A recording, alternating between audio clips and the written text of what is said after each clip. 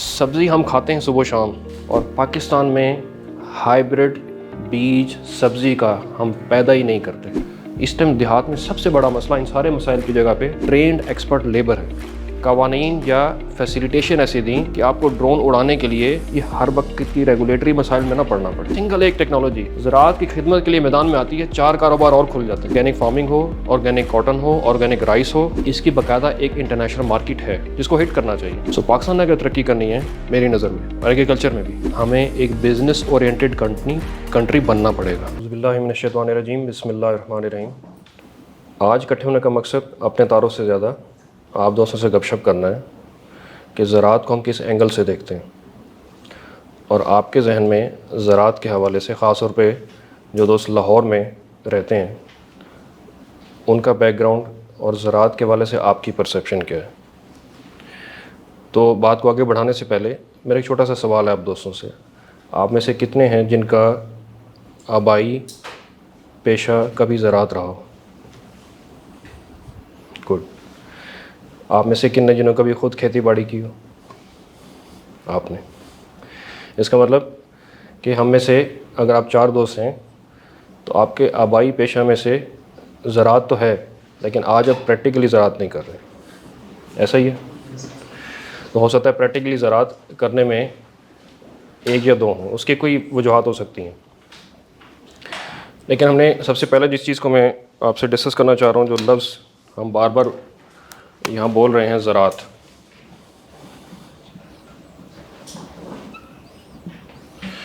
इसको हम एग्रीकल्चर भी कहते हैं।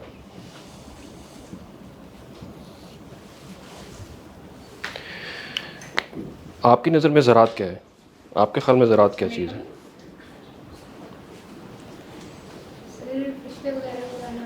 फसलें उगाना। वेरी सिंपल, कोई बात नहीं। आपके ख्याल में ज़राअत क्या है? ट्रेडिंग भी हो सकती है, इम्पोर्ट एक्सपोर्ट भी हो सकता है, और मतलब कि जो भी हम उगाते वगैरह उनका इम्पोर्ट एक्सपोर्ट एग्रीकल्चर उसमें। इसको आप एक्सपोर्ट करना कह सकते हैं, ठीक है। आपके ख्याल में ज़राअत क्या है? ज़राअत में ये होता है, एक तो हम क्रॉप्स वगैरह उगाते हैं ना, और साथ साथ ज़राअत में दूसरा शोबा भी आता है फार्मिंग वाला, ठीक है, एनिमल फार्मिंग है, ठीक है, वो भी इसकी एक ब्रांच है, जिसको हम सादा लफ्ज़ों में माल मवेशी कह सकते हैं। गुड। आपके ख्याल में ज़राअत क्या है? डिस्प्ले वगैरह और एनिमल्स, डेयरी फार्म वगैरह। डेयरी फार्म, ठीक। आपके ख्याल में? ये ज़राअत से फसल वगैरह उगाते हैं अपने खाने के लिए। ठीक है। इन सारी बातों में एक लफ्ज़ मैं सुनना चाह रहा था, वो है किसान। जो ये काम करता है इसको हम किसान कह सकते हैं, इसको हम काश्तकार कह सकते हैं, इसको और भी बहुत सारे अल्फाज हो सकते हैं। आज का मेरा जो टॉपिक है वो ये है,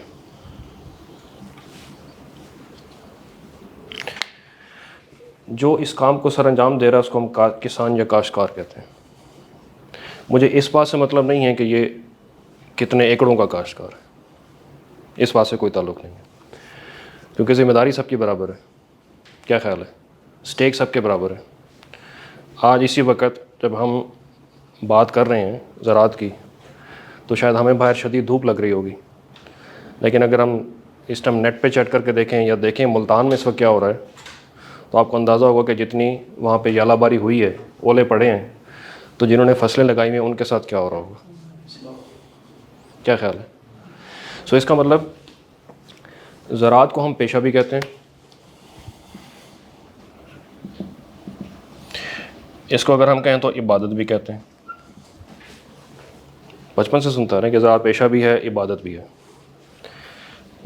पेशे के साथ साथ अगर हम इसको मज़ीद आज की टर्मिनोलॉजी में ले लें, बिज़नेस, कारोबार भी है। इन सारी चीज़ों को अगर हम इकट्ठा करें, इस एक सफ़े को अगर हम देखें, सबसे ज़्यादा जो जिसका दारोमदार इस सारे काम पर है वो किसान है। इस किसान को अगर हम देखें, क्या इस किसान ने कभी किसी से ट्रेनिंग ली? ऐसा नहीं है। आपने भी काश्तकारी की तो बाप दादा को देख के की, वहीं से सीखा, और फिर आहिस्ता आहिस्ता आहिस्ता चलते चलते आपने कुछ काम किए, और फिर आपने ये फ़ैसला किया ये मैंने करना है या नहीं करना। हम इस काश्तकारी को दो हिस्सों में तकसीम करते हैं। एक वो जिससे हमारी ज़राअत का सर्कल चल रहा है, और एक वो जो इस सर्कल को चलाने के लिए मददगार साबित होते हैं। ये मददगार बहुत सारी चीज़ हो सकती है, इसको हम बीज कहते हैं। तो ये समझ ले, जब मैं लफ्ज़ बीज लिख रहा हूँ तो ये सिर्फ बीज नहीं है, इसके पीछे पूरी एक साइंस है। वो ब्रीडर हैं जो सीड प्रोड्यूस करते हैं। अगर मैं यहाँ पे खाद लिखता हूँ तो ये सिर्फ कोई 5-10 किलो से लेकर 50 किलो की बोरी नहीं है, इसके पीछे पूरी एक साइंस है। इसके पीछे पूरी एक ज़मीन की स्टडी की पूरी तहकीक है, जिसके बाद ये लफ्ज़ खाद ईजाद भी हुई और लिखी भी गई। अगर हम अदवियात की बात करें तो ये सिर्फ जहर नहीं है, इसके पीछे पूरी एक रिसर्च है। और ये सारे काम किसके लिए किए जा रहे हैं? इसके लिए। किस शख्स के लिए? इसके लिए। मेरी नज़र में किसान और काश्तकार क्या है, मैं अपनी आपको डेफिनेशन सादा लफ्ज़ों में समझा देता हूँ। मेरी नज़र में किसान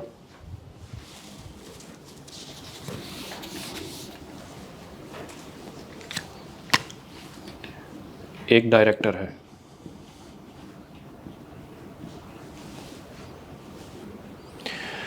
ये डायरेक्शन देता है किसको? ये अपने तजर्बात की बेस पे डायरेक्शन देता है इस दायरे को कि मेरे साथ क्या बीत रही है जो आपने मुझे दिया था। क्योंकि इस्तेमाल किसने किया?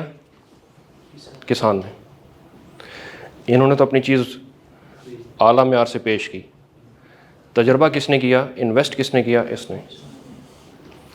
तो ये डायरेक्ट करता है वापसी इस दायरे में मौजूद उन तमाम माहिरीन को कि आपने जो मुझे चीज़ दी उसका खेत के अंदर मेरे साथ क्या हुआ। मेरी नज़र में काश्तकार एक एक्टर भी है। ये एक्टर क्या है? इसको आप एक्टर कह लें, इसको आप अमल करने वाला कह लें।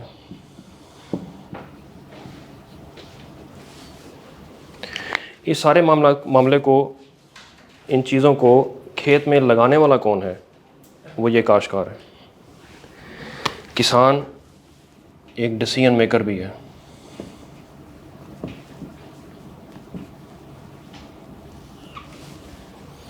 ये फैसला करता है कि मैंने आगे चल के क्या करना है। लेकिन इस सारी बात को अगर मैं समेटूं तो आप एक चीज़ नोट करें, आप डिफरेंट इंडस्ट्री से ताल्लुक़ रखते होंगे। आज की मिसाल लें, जब तक आप किसी भी गाड़ी के ब्रांड को एडवांस में पैसे ना दें, आपके लिए गाड़ी प्रोड्यूस करेगा? कभी करेगा? कभी रिस्क नहीं लेगा, जबकि उसको पता ये बिक जानी, डिमांड ही इतनी ज़्यादा है। उसके बावजूद जब तक आप उसको एडवांस नहीं देंगे वो आपके लिए प्रोडक्ट नहीं बनाएगा। आपने आज जो भी सब्ज़ी खाई, क्या हमने पहले किसी को ऑर्डर किया था?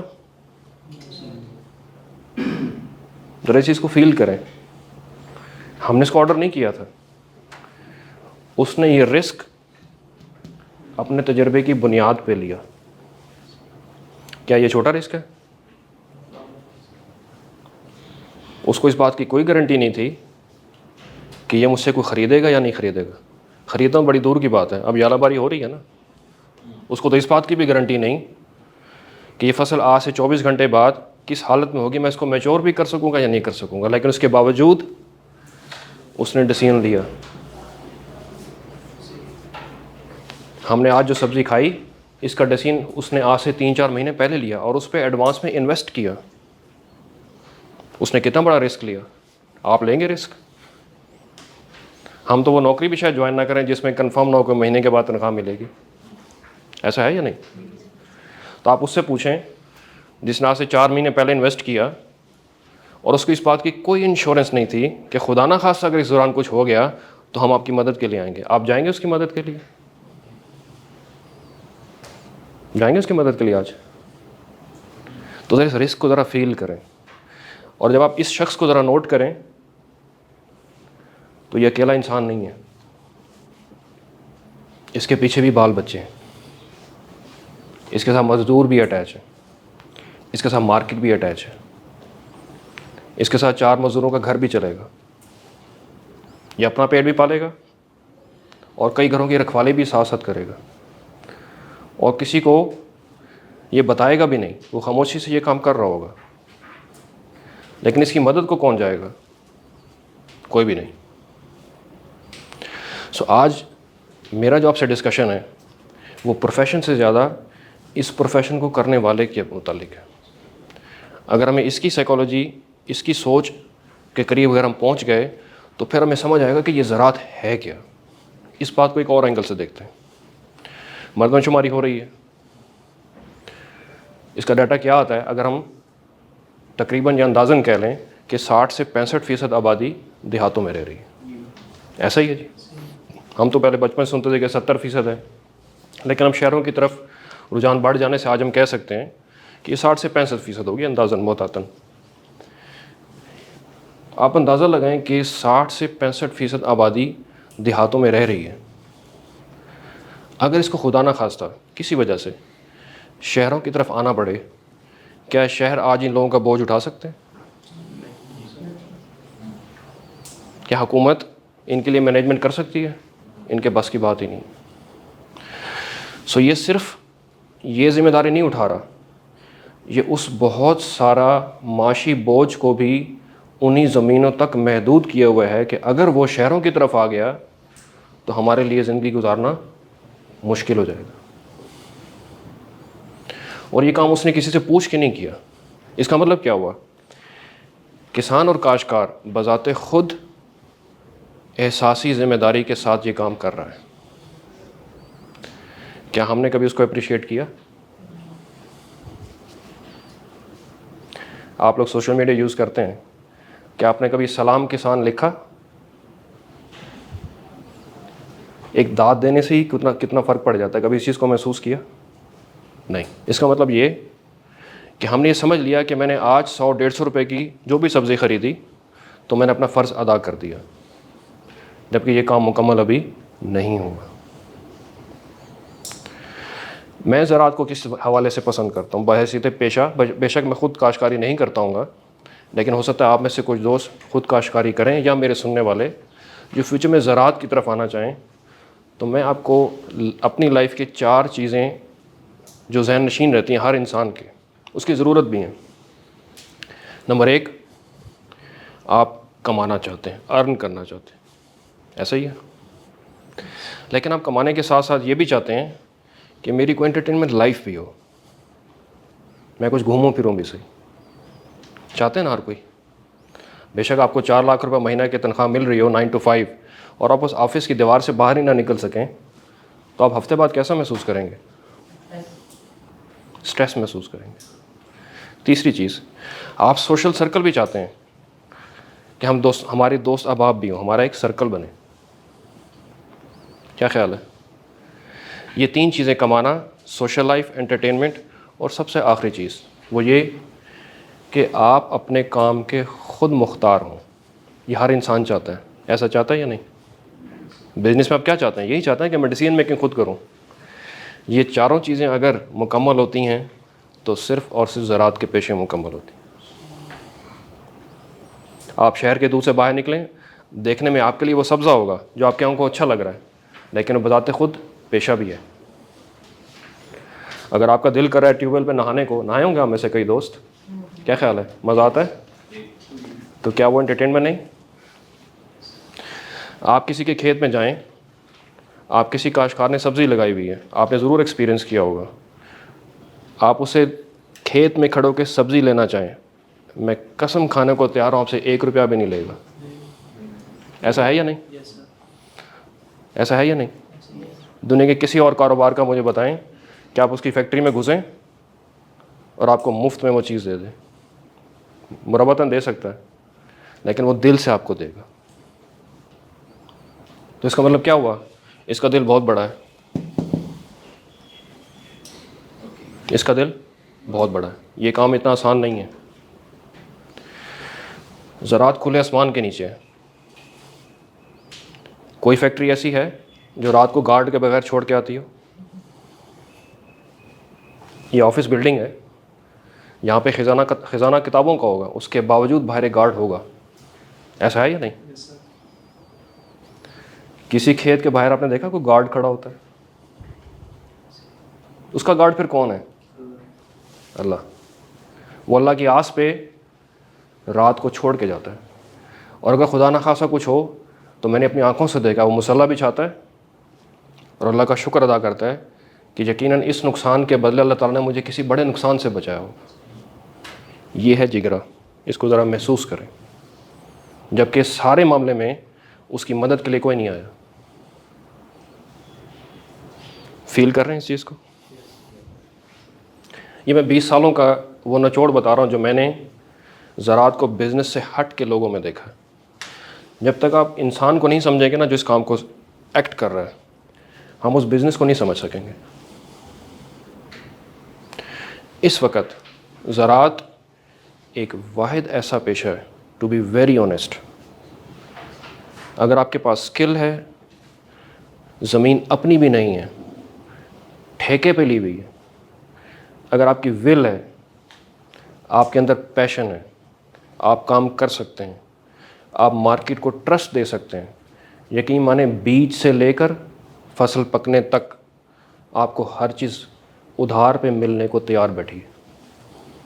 ऐसा है या नहीं? सही है। बशर्ते कि आप अपनी कमिटमेंट मार्केट के साथ पूरी करते जाएं। वो अगली बार आपको दुगना देने के लिए तैयार बैठा होगा।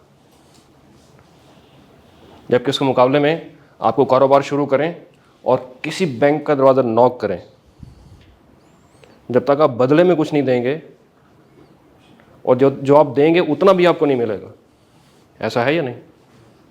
यह है किसान। आज अगर हम देखें, इस टाइम हम काफ़ी अरसे से सुनते आ रहे हैं माशी हालात का, कि पाकिस्तान के माशी हालात मुश्किल हैं। हर कोई इंडस्ट्री की तरफ जाना चाहता है, बिल्कुल जाएं, लेकिन गवर्नमेंट फिर एग्रीकल्चर की तरफ क्यों आ रही है? क्योंकि ऑन एन एवरेज हर फसल 6 महीने की है। 6 महीने की फसल है ना, 6 महीने बाद जेब में पैसे आ सकते हैं। कोई इंडस्ट्री बताएं जो आज आप लगाएं और आपको 6 महीने के पैसे दे सके? है कोई इंडस्ट्री? और वो इंडस्ट्री जिस पे गवर्नमेंट को खुद भी कुछ नहीं लगाना पड़ रहा, सब कुछ मौजूद है इसके पास, पूरी मुकम्मल सोच के साथ मौजूद है, और इसने कभी ना भी नहीं किया। इस शख्स ने कभी ना नहीं किया। इसकी मिसाल लेते हैं, कपास के हालात सबको मालूम है कि कपास के साथ पिछले कई सालों में क्या होता रहा। हमारी रेवेन्यू, बाहर से पैसे कमाने का सबसे बड़ा ज़रिया कपास है। उसके साथ क्या हो रहा है पिछले कई सालों से? हम 1.5 करोड़ बेलों से कम होते होते इस लेवल पे आ गए कि अपने घर की ज़रूरत पूरी नहीं कर पा रहे। तो किसका लॉस हुआ? क्या सिर्फ इसका लॉस हुआ? पूरी कौम का लॉस हुआ कि IMF के सामने नाक रगड़नी पड़ रही है चंद पैसों के लिए, चंद पैसों के लिए, जिससे कई गुना ज़्यादा 6 महीने में हम यहाँ से कमा सकते हैं। कमा सकते हैं या नहीं कमा सकते? और वो एक सर्कल नहीं चलेगा, वो कई सर्कल चलेंगे। अभी ये समर वेकेशन आ रही हैं, आप मरीज़ सवात में बैठे होटल वाले से भी पूछें तो मैदान में फ़ोन करके एक ही सवाल पूछता है, फसलें कैसी जा रही हैं? कभी चेक करके देखें। वो उसको पता है कि अगर खेतों में फसलें अच्छी खड़ी हैं, सैर करने के लिए लोग ज़्यादा आएंगे, उनको जेब में पैसा नज़र आ रहा है। क्या ख्याल ऐसा है या नहीं? तो इस शख्स को समझना है, ज़राअत जैसा पेशा, खूबसूरत पेशा वाकई कोई नहीं पूरी दुनिया में। लेकिन अहम चीज़ ये है कि हमने इसको वापस क्या किया। इसकी मिसाल, ये 4 दोस्त बैठे हुए हैं, मैं अगर चारों की रेशो ले लूँ तो 100 में से 25 ने कहा कि मैंने आबाओ अजदाद में से उस पेशा को कुछ टच किया। बाकी दोस्त हो सकता है आप उसका बेनिफिट ले रहे हो, लेकिन आप डायरेक्टली नहीं कर रहे। तो इसका मतलब क्या हुआ?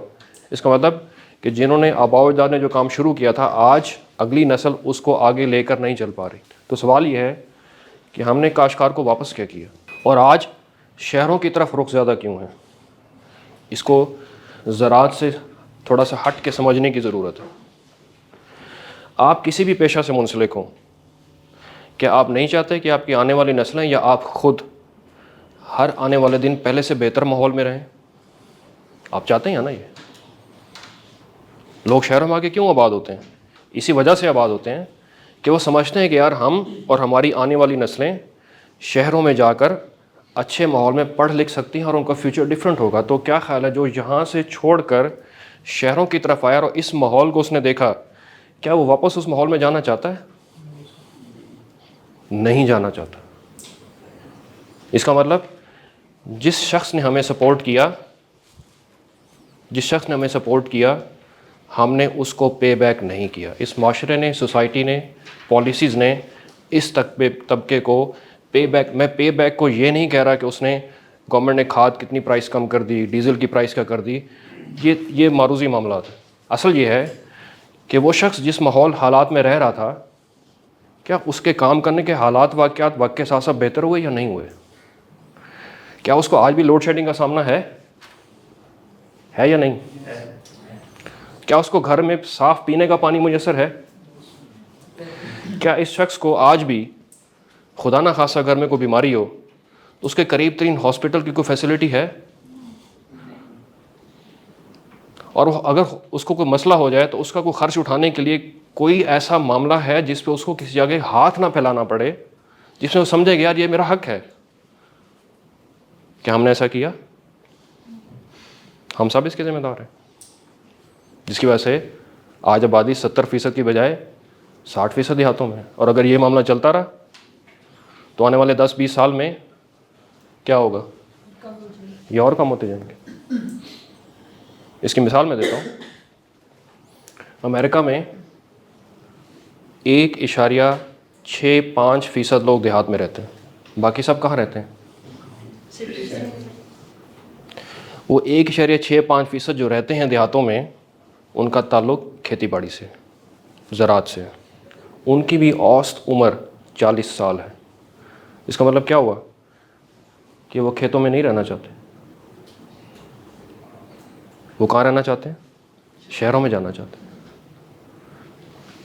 लेकिन वो बनाने के लिए आज उनके शहरों के मसाइल संभालना मुश्किल है।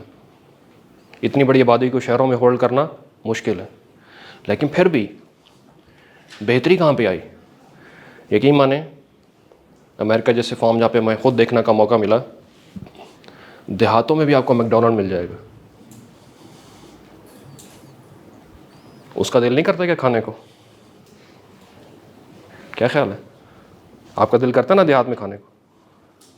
हम क्यों शहरों की तरफ रुख करते हैं? जो चीज़ जहाँ खेत में पड़ी है वो पड़ी है, किसी ने उसको हाथ लगा के चोरी करके साइड पे नहीं किया। उसका माल सिक्योर है, उसके पास सिर्फ ज़मीन है। उसको बड़े से बड़ा बैंक करोड़ों रुपए पैसे देने को तैयार है, और वो इंश्योर्ड है कि अगर खुदा ना खासा को मसला हुआ तो वो इंश्योर्ड है। उसका पैसा भी इंश्योर्ड है, फार्मर की इन्वेस्टमेंट भी इंश्योर्ड है। क्या हमने ऐसा किया? इन सारी बातें करने के बाद जब मैं इस शख्स को देखता हूँ तो सलूट करने को दिल करता है। आज इस वक्त पाकिस्तान में एक फ़िक्रा बड़ा मशहूर है।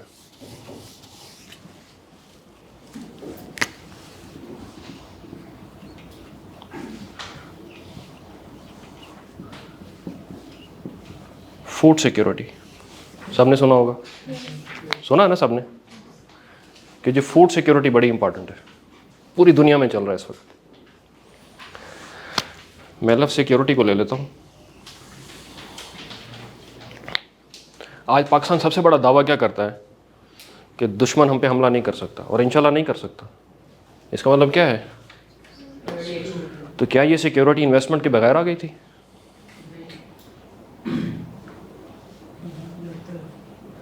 क्या इसके लिए सिर्फ नारा काफ़ी था? बिलियंस ऑफ रुपीस, बल्कि ट्रिलियंस ऑफ रुपीस वो करके हम आज इस कहने के काबिल हुए कि आज हम सिक्योर है, ऐसा ही है। आज हम बात कर रहे हैं फूड सिक्योरिटी की, तो क्या ये इन्वेस्टमेंट के बगैर हो जाएगा? नहीं। और ये सारी इन्वेस्टमेंट आज भी इसी की जिम्मेदारी है? अपने मुल्क की सिक्योरिटी के लिए तो हमने किसी से पैसे नहीं मांगे। जब हमने पॉलिसी बनाई, हमने इन्वेस्ट किया।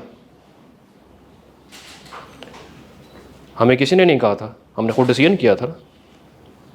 आज हम फूड सिक्योरिटी की बात कर रहे हैं, तो बजट में इसके लिए क्या है? क्या ये हर खेत में लड़ने वाला ये किसी फौजी से कम है, जिसकी वजह से हम सिक्योरिटी की बात कर रहे हैं, फूड सिक्योरिटी की? अल्लाह ताला हमें वो दिन ना दिखाए जब लोग भूख की वजह से सड़कों पे निकलते हैं, तब ये मुल्क की सिक्योरिटी भी साइड पर हो जाती है। ऐसा है या नहीं? तो अगर आज हम कह रहे हैं कि हम फूड सिक्योरिटी की तरफ जा रहे हैं, तो सबसे आम तरीन चीज़ कि हमने इस पे क्या इन्वेस्ट करना है। इस पे इन्वेस्ट करने के लिए हमें इधर इन्वेस्ट करना होगा। इसकी मिसाल ले लेते हैं। अब तरतीब साहब को बातें समझ आ रही कि मैं आपको किस तरफ ज़राअत का किस एंगल की तरफ ले आना चाह रहा हूँ। हम बात बीज की करते हैं। आज भी क्वालिटी का बीज लेने के लिए हमें कई कस्में उठवानी पड़ती हैं, कई सिफारिशें करनी पड़ती हैं, और एक्सपेंसिव और कीमत पे करनी पड़ती है। सब्ज़ी हम खाते हैं सुबह शाम, और पाकिस्तान में हाइब्रिड बीज सब्ज़ी का हम पैदा ही नहीं करते, और हम रोज़ सब्ज़ी खाते हैं। ऐसा है या नहीं? इसका मतलब हमारी प्रायोरिटी क्या ये सिक्योरिटी थी? खाद। आपने डीएपी का नाम सुना होगा, बड़ी बड़ी, जो मैं इसलिए ज़्यादा टेक्निकल में नहीं जा रहा चूँकि आपका प्रोफेशन शायद उससे रिलेटेड ना हो। डीएपी का नाम सुना होगा, यूरिया का नाम सुना होगा, बचपन से सोना यूरिया हम सुनते आ रहे होंगे। शायद आप पोटाश का नाम भी आप सुनते आ रहे हो। इसके अलावा कभी किसी फर्टिलाइज़र का नाम सुना? एंग्रो की होंगी, लेकिन पौधे को खाते तो 16 किस्म की चाहिए। आपने इन 3 के अलावा कभी किसी और प्रोडक्ट का नाम सुना? क्यों नहीं सुना? उसके रीज़न, उसका बहुत बड़ा हिस्सा पाकिस्तान में मैन्युफैक्चर नहीं होता, जबकि हम ज़राई मुल्क हैं। तो अपनी डीएपी हम सब इंपोर्ट करते हैं, पोटाश हम सब की सब इंपोर्ट करते हैं, आज भी करते हैं। क्या इस फूड सिक्योरिटी से पहले हमें इस असले को सिक्योर करने की ज़रूरत नहीं थी? आज हम मुल्क की सिक्योरिटी की बात करते हैं, तो आखिर हमारे पास कुछ हथियार हैं तो जिसकी बुनियाद पर हम दावा करते हैं कि हमारा कोई कुछ नहीं बिगाड़ सकता। आज हम फूड सिक्योरिटी का नारा दे रहे हैं, बहुत अच्छी बात है, इसको कंटिन्यू करना चाहिए, लेकिन क्या हमने इस असले पे इन्वेस्ट किया? नहीं। हम अद्वियात की बात करते हैं। पाकिस्तान में आज भी कोई एक भी पेस्टिसाइड मैन्युफैक्चर नहीं होती, हम सब इंपोर्ट करते हैं। जब हमने असलहे भी काम नहीं किया तो सिक्योरिटी कहाँ से आएगी? किसी एक मुल्क की चेन ऑफ सप्लाई कट होती है। हमने देख लिया कोविड के अंदर, तो क्या हुआ हमारे साथ? हमारी सिक्योरिटी रही? उन दिनों खाने की प्राइसेस देखें कहाँ से कहाँ चले गए, सिर्फ किस वजह से? जब पीछे से हमें मामलात ही महंगे पड़ रहे हैं, तो इसको हम कहाँ दोष देंगे? और इन हालात में भी उसने किसी तरीके से पूरा किया, उसको इन्वेस्ट किया, जबकि उसको कोई गारंटी नहीं थी कि मेरा कोई माल ख़रीदेगा भी सही, या ये पूरा बचेगा भी सही या नहीं बचेगा। उसके बावजूद उसने इन्वेस्ट किया। आप और हम घरों के अंदर थे, आप और हम 3 से 4 महीने घरों के अंदर थे, ये बाहर था, एक दिन भी बंद नहीं हुआ। क्या ये इंसान नहीं? तो आज अगर हम सिक्योरिटी की बात कर रहे हैं, तो हमें कुछ बेसिक चीज़ों को समझना है कि हमारे यहाँ बुनियादी मसाइल कहाँ हैं। लेकिन मसाइल के साथ जो दूसरी चीज़ जुड़ी होती है, वो कुरान मजीद भी हमें कहता है कि हर मुश्किल के साथ आसानी है। इसको आज की हम सोशल टर्मिनोलॉजी में क्या कहते हैं? हर प्रॉब्लम के साथ एक अपॉर्चुनिटी है। ऐसा है या नहीं? तो हर उसके साथ एक अपॉर्चुनिटी है। आज गवर्नमेंट ने कहा जब हम फूड सिक्योरिटी में जाना चाहते हैं, लेकिन अलमिया ये है कि कपास का सबसे बड़ा इदारा CCRI मुल्तान में गालबन उसके एम्प्लॉइज़ को पिछले 9 महीने से तनख्वाह नहीं मिली है। आप सिक्योरिटी कहते हैं। जिसने रिसर्च करनी है उसको अपने घर के किचन के लाले पड़े हों, हम उसे सिक्योरिटी कराएंगे? बाहर गार्ड खड़ा, उसको 3 टाइम का खाना ना दियो आपने, वो आपकी हमारी सिक्योरिटी करेगा? फाइनेंशियली उसका माइंड ही फाइनेंशियली फ्री नहीं है। मेरी नज़र में ज़राअत पाकिस्तान के लिए एक फाइनेंशियल फ्रीडम का पेशा है, जिसमें आपको किसी से डिक्टेशन नहीं चाहिए, किसी से अप्रूवल नहीं चाहिए। मिसाल के तौर पे आज आप कोई बड़ी इंडस्ट्री, आप आईटी इंडस्ट्री पाकिस्तान में लाना चाहते हैं, आपको कितने मामला से गुजरना पड़ेगा? उस कंपनी को पाकिस्तान में लाना आसान काम है? फिर मुल्कों के लेवल की आपस की डिस्कशन कोई इजी डिस्कशन होगी? कई मामलात होंगे, कई शर्त शराइत रखी जाएंगी, उसके बाद जाके कहीं बनेगा कि हाँ हम इस इंडस्ट्री को पाकिस्तान में लगा सकते हैं। इसके लिए किससे पूछने की ज़रूरत है? किसी से पूछने की ज़रूरत नहीं है। ये हमारे घर का डिसीजन है। ये खेत हमारे अपने, मौसम कोई 4 कहते हैं, 12 के 12 मौसम है। ज़रा क्या हर महीने का मौसम दूसरे से मुख्तलिफ नहीं? क्या जून का अब ये पहला हफ्ता गुजर रहा है, क्या उस शिद्दत की गर्मी है जो हम पहले महसूस करते थे? शाम की हवा आज भी ठंडी है। सो कहने का मतलब ये कि ये मामलात जब इस काश्तकार किसान को सपोर्ट करेंगे तभी हम सिक्योरिटी के काबिल होंगे, अदरवाइज़ हम काबिल नहीं होंगे। इसी बात को आगे बढ़ाते हैं, अपॉर्चुनिटी कहाँ पर? अपॉर्चुनिटी कहाँ है? अपॉर्चुनिटी ये है कि आज हमारी आबादी कितनी हो गई है? ये तो हम कहते हैं ना 22 करोड़। आज हमारी आबादी ग़ालिबन 25 करोड़ या शायद इससे भी ज़्यादा हो। 25 करोड़ लोग, ज़रा गौर करें। पाकिस्तान से बाहर बैठ के देखें ना, आजकल मीडिया के दौर में जिस किस्म के हमारे पॉलिटिकल हालात हैं, तो वो शायद ये समझें कि पूरे मुल्क में आग लगी हुई है। हमसे दोस्त बात करते हैं कि यार क्या हालात हैं, हम कहते हैं यार 25 करोड़ लोग हम रह रहे हैं, तुम्हें क्या ख्याल है कि अगर इस तरह के हालात हो तो 25 करोड़ लोग रह सकते हैं? अल्हम्दुलिल्लाह हम अच्छे तरीके से रह रहे हैं। जैसे भी हालात हैं हम अल्हम्दुलिल्लाह अच्छे तरीके से रह रहे हैं। तो ये 25 करोड़ लोग, इन्होंने सुबह उठना है। हम तो पैदा होते हैं ज़राअत से टच हो जाते हैं। ये कपड़ा क्या है? मरते हैं तो ज़राअत लपेट के मरते हैं, उसके बगैर तो दफनाना भी जायज़ नहीं है। अगर हालात खुदा न खासा ऐसे ना हो तो अल्लाह ताला ये दिन किसी को ना दिखाए। तो हम तो पैदा ही ज़राअत के साथ होते हैं, मरते भी वो लपेट कर ही हैं।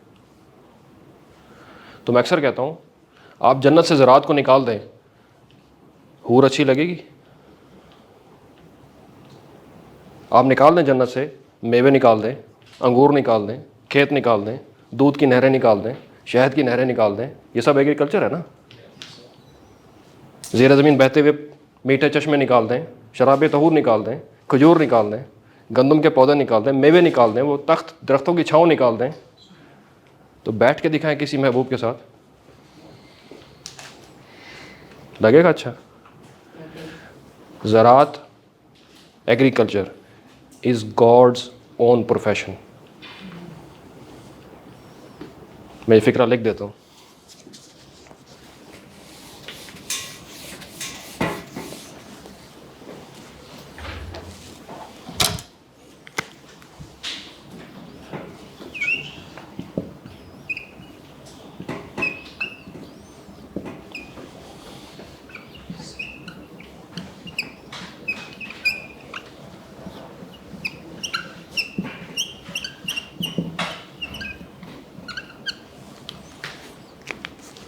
क्योंकि ये सब चीज़ इसने ख़ुद तख्लीक की थी।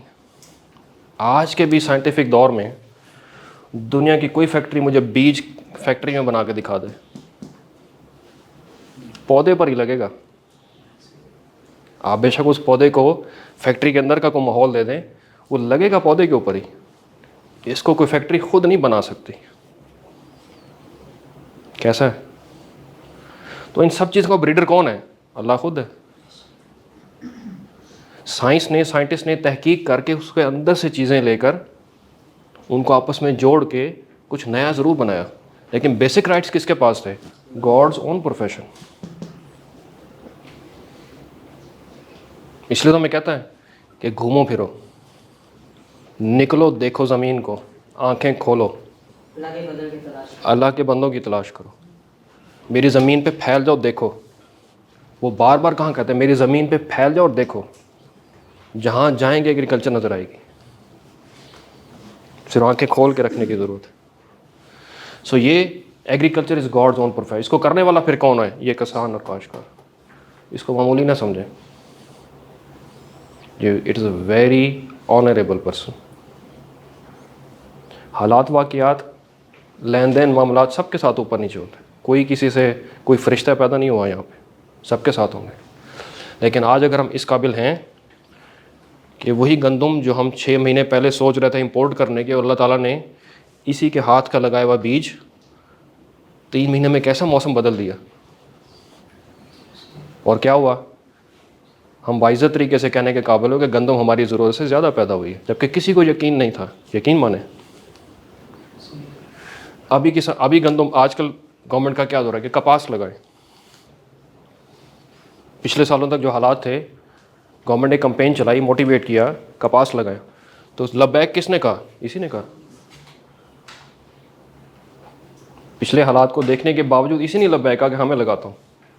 आप चूँकि कह रहे हैं मैं लगाता हूँ, आप किसी इंडस्ट्रियल इसको ऐसे पुश करके दिखाएं, गवर्नमेंट पुश करके दिखाए, मानते हैं बात? उल्टा क्या करें? उल्टा गवर्नमेंट पे ही रखेंगे कि आप हमें ये सब्सिडीज़, ये इन्वेस्टमेंट ये देंगे तो हम करेंगे। इसने आपसे क्या मांगा? एक बीज के बोरी पे 1000-2000 रुपये की सब्सिडी, एक खाद की बोरी पे 1000-2000 की सब्सिडी, डीजल की कीमत थोड़ी सी कम कर दें। इससे ज़्यादा क्या मांगा इसने? बिजली का रेट थोड़ा सा कम कर दें। लेकिन ये कह के वो इंश्योर कर रहा है कि जिम्मेदारी मैं लेता हूँ, मैं आपको प्रोड्यूस करके दूंगा, आप करें तो सही। तो क्या ये लोग कहीं भाग जाएंगे? इसकी जेब में पैसा आएगा तो यकीन रखें कि आप और हम भी यहाँ ठंडे कमरे में बैठेंगे। अगर नहीं आएगा तो ये भूल जाएं कि घरों की टेबल पे हमें जो याशी मुयस्सर है वो हमारी दस्तरस से भी दूर हो जाएगी। Agriculture is God's own profession. लिहाजा आज के बाद अगर कोई आपसे पूछे कि आपके आबा अजदाद क्या करते थे, तो पूरे ज़ोर से और बाइज़्ज़त तरीके से बताना है कि मेरा बाप, मेरा दादा, मेरा भाई काश्तकार है। उससे बड़ा रिस्क लेने वाला कोई नहीं है दुनिया में। क्या ख्याल है? सबसे आम तरीन चीज़ इस सारे चैप्टर में जो मेरा आज का टॉपिक था वही कि ज़राअत की हमारी ज़िंदगियों पे क्या असरात हैं। सिर्फ इसी चीज़ को फील करें। इस वक्त देहातों में सबसे बड़ा मसला क्या है? आपके ख्याल में क्या मसला होगा सबसे बड़ा इस वक्त? मसाइल है, मसलन जैसा कि वहाँ पर फैसिलिटीज़ नहीं, फैसिलिटीज़ का इशू है। वो हॉस्पिटल की हो सकती है। इससे अगर हम हट के देखें, अगर उसको ये सारे काम करने पड़ें, उसको सबसे पहला मसला क्या है? मेरी नज़र में जो सबसे बड़ा मसला इस वक्त देहातों में दरपेश है काश्तकार को, वो लेबर का है। Trend labour, trend tractor driver ढूंढना ही बड़ा मसला है। ऐसा है या नहीं? रिस्क, उसके बावजूद वो रिस्क लेता है। इक्विपमेंट्स महंगे। जब ये सारे काम लवाजमात उसने करने हैं और यही उसकी दस्तरस से बाहर हो जाएंगे, वो कैसे इंडस्ट्री चलाएगा अपनी? वो नहीं चला सकता। इस टाइम देहात में सबसे बड़ा मसला इन सारे मसाइल की जगह पे ट्रेंड एक्सपर्ट लेबर है। लेबर की शॉर्टेज है। गंदम कटवानी हो, लेबर नहीं मिलती। एक और बड़ा मसला। लेकिन फिर ज़राअत किस तरफ जाएगी और जा रही है आहिस्ता आहिस्ता, वो है मशीन, मैकेनाइजेशन, मशीन। आज आपने ड्रोन का नाम सुना है? Spray drones. चावल के खेत जी डिलीवर नहीं होते। अगली चीज़, आप अभी लाहौर के इर्द गिर्द सब चावल है। अभी जैसे जुलाई का महीना होगा, हमारे यहाँ जितनी हब्स होती है उसकी एक वजह ये भी कि हमारे सराउंडिंग में चारों तरफ चावल है, पानी है, हब्स है। खेत में खड़ा नहीं हुआ जाता। तो क्या उस खेत में चल के स्प्रे करना आसान है? कितना मुश्किल काम है। हमारी माएँ बहनें बैठी हैं, आपस में किचन में खड़े होके काम करना कोई आसान है? नहीं। और फिर खुले खेत में केमिकल स्प्रे करना। अब यहाँ पे आपको थोड़ा सा मैं डिफरेंस बताता हूँ। ड्रोन्स हमारे यहाँ, मैंने ड्रोन्स, एग्रीकल्चर ड्रोन पहली दफ़ा 2016 में चाइना में देखा, 2016 में एक एक्सपो में देखा, काफ़ी बड़े साइज़ का था। सबसे ज़्यादा जो इंटरेस्ट उस ड्रोन टेक्नोलॉजी में लिया वो इंडियंस ने लिया।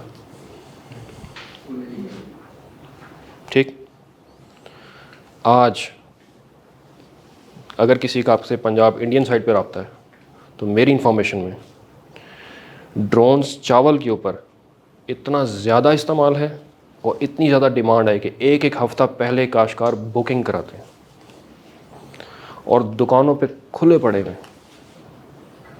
ओपन।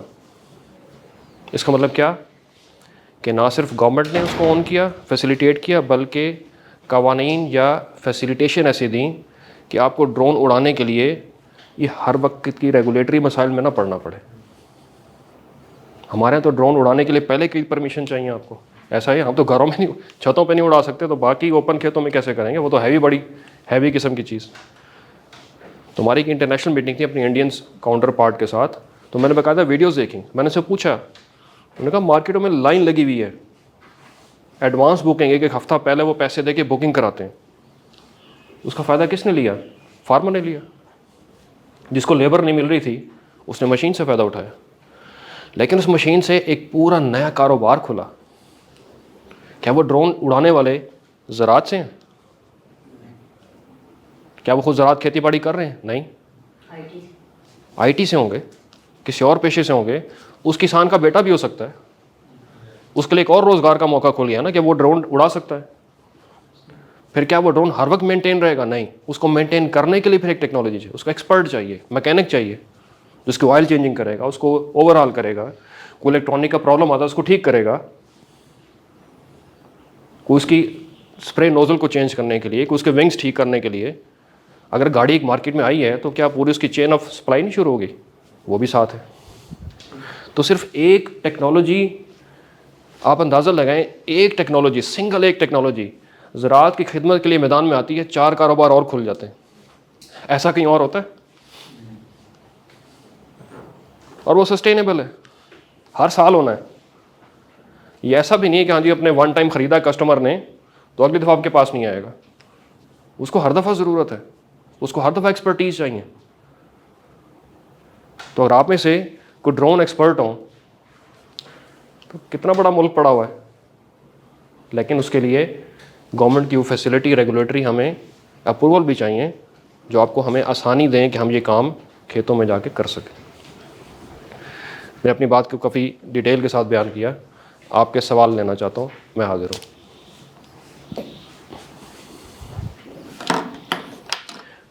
कोई भी सवाल आपके जहन में एग्रीकल्चर से हवाले से, be very open, be very Frank with me. पहला सवाल इधर से लेते हैं जी, आपके जहन में कोई सवाल? सर ये कहते हैं केमिकल्स, केमिकल्स से क्या हमारे साथ साइड इफेक्ट्स भी होती हैं? जैसे ये सवाल मैं आपसे ज़रूर एक्सपेक्ट कर रहा था। उसकी रीज़न ये, क्योंकि आपका हर वक्त कुकिंग से ताल्लुक़ है और सब्ज़ी एक ऐसा प्रोडक्ट है जिस पे बहुत ज़्यादा स्प्रे होता है। मैं बात को बड़ी सादा लफ्ज़ों में बयान करता हूँ। मैंने यहाँ लफ्ज़ लिखा अद्वियात। मैं इसको आपकी आसानी के लिए इस लफ्ज़ को मिटाकर यहाँ पे जहर लिख देता हूँ। मेरा ख्याल है आधी बात समझ आ गई होगी। पहली चीज़ क्लियर कर लें, ये जहर है, ठीक है? हम साथ अद्वियात ज़रूर बोल जाते हैं, लेकिन ये जहर है। अगली बात, मुझसे अगर कोई पूछे कि सब्ज़ी मंडी में आने वाली सब्ज़ी क्या हमारे लिए सेफ़ है, बिल्कुल नहीं है। एक चीज़ में क्लियर कर लें, इसमें इसका कसूर नहीं है, किसान का कसूर नहीं है, इसकी कुछ मजबूरियां हैं।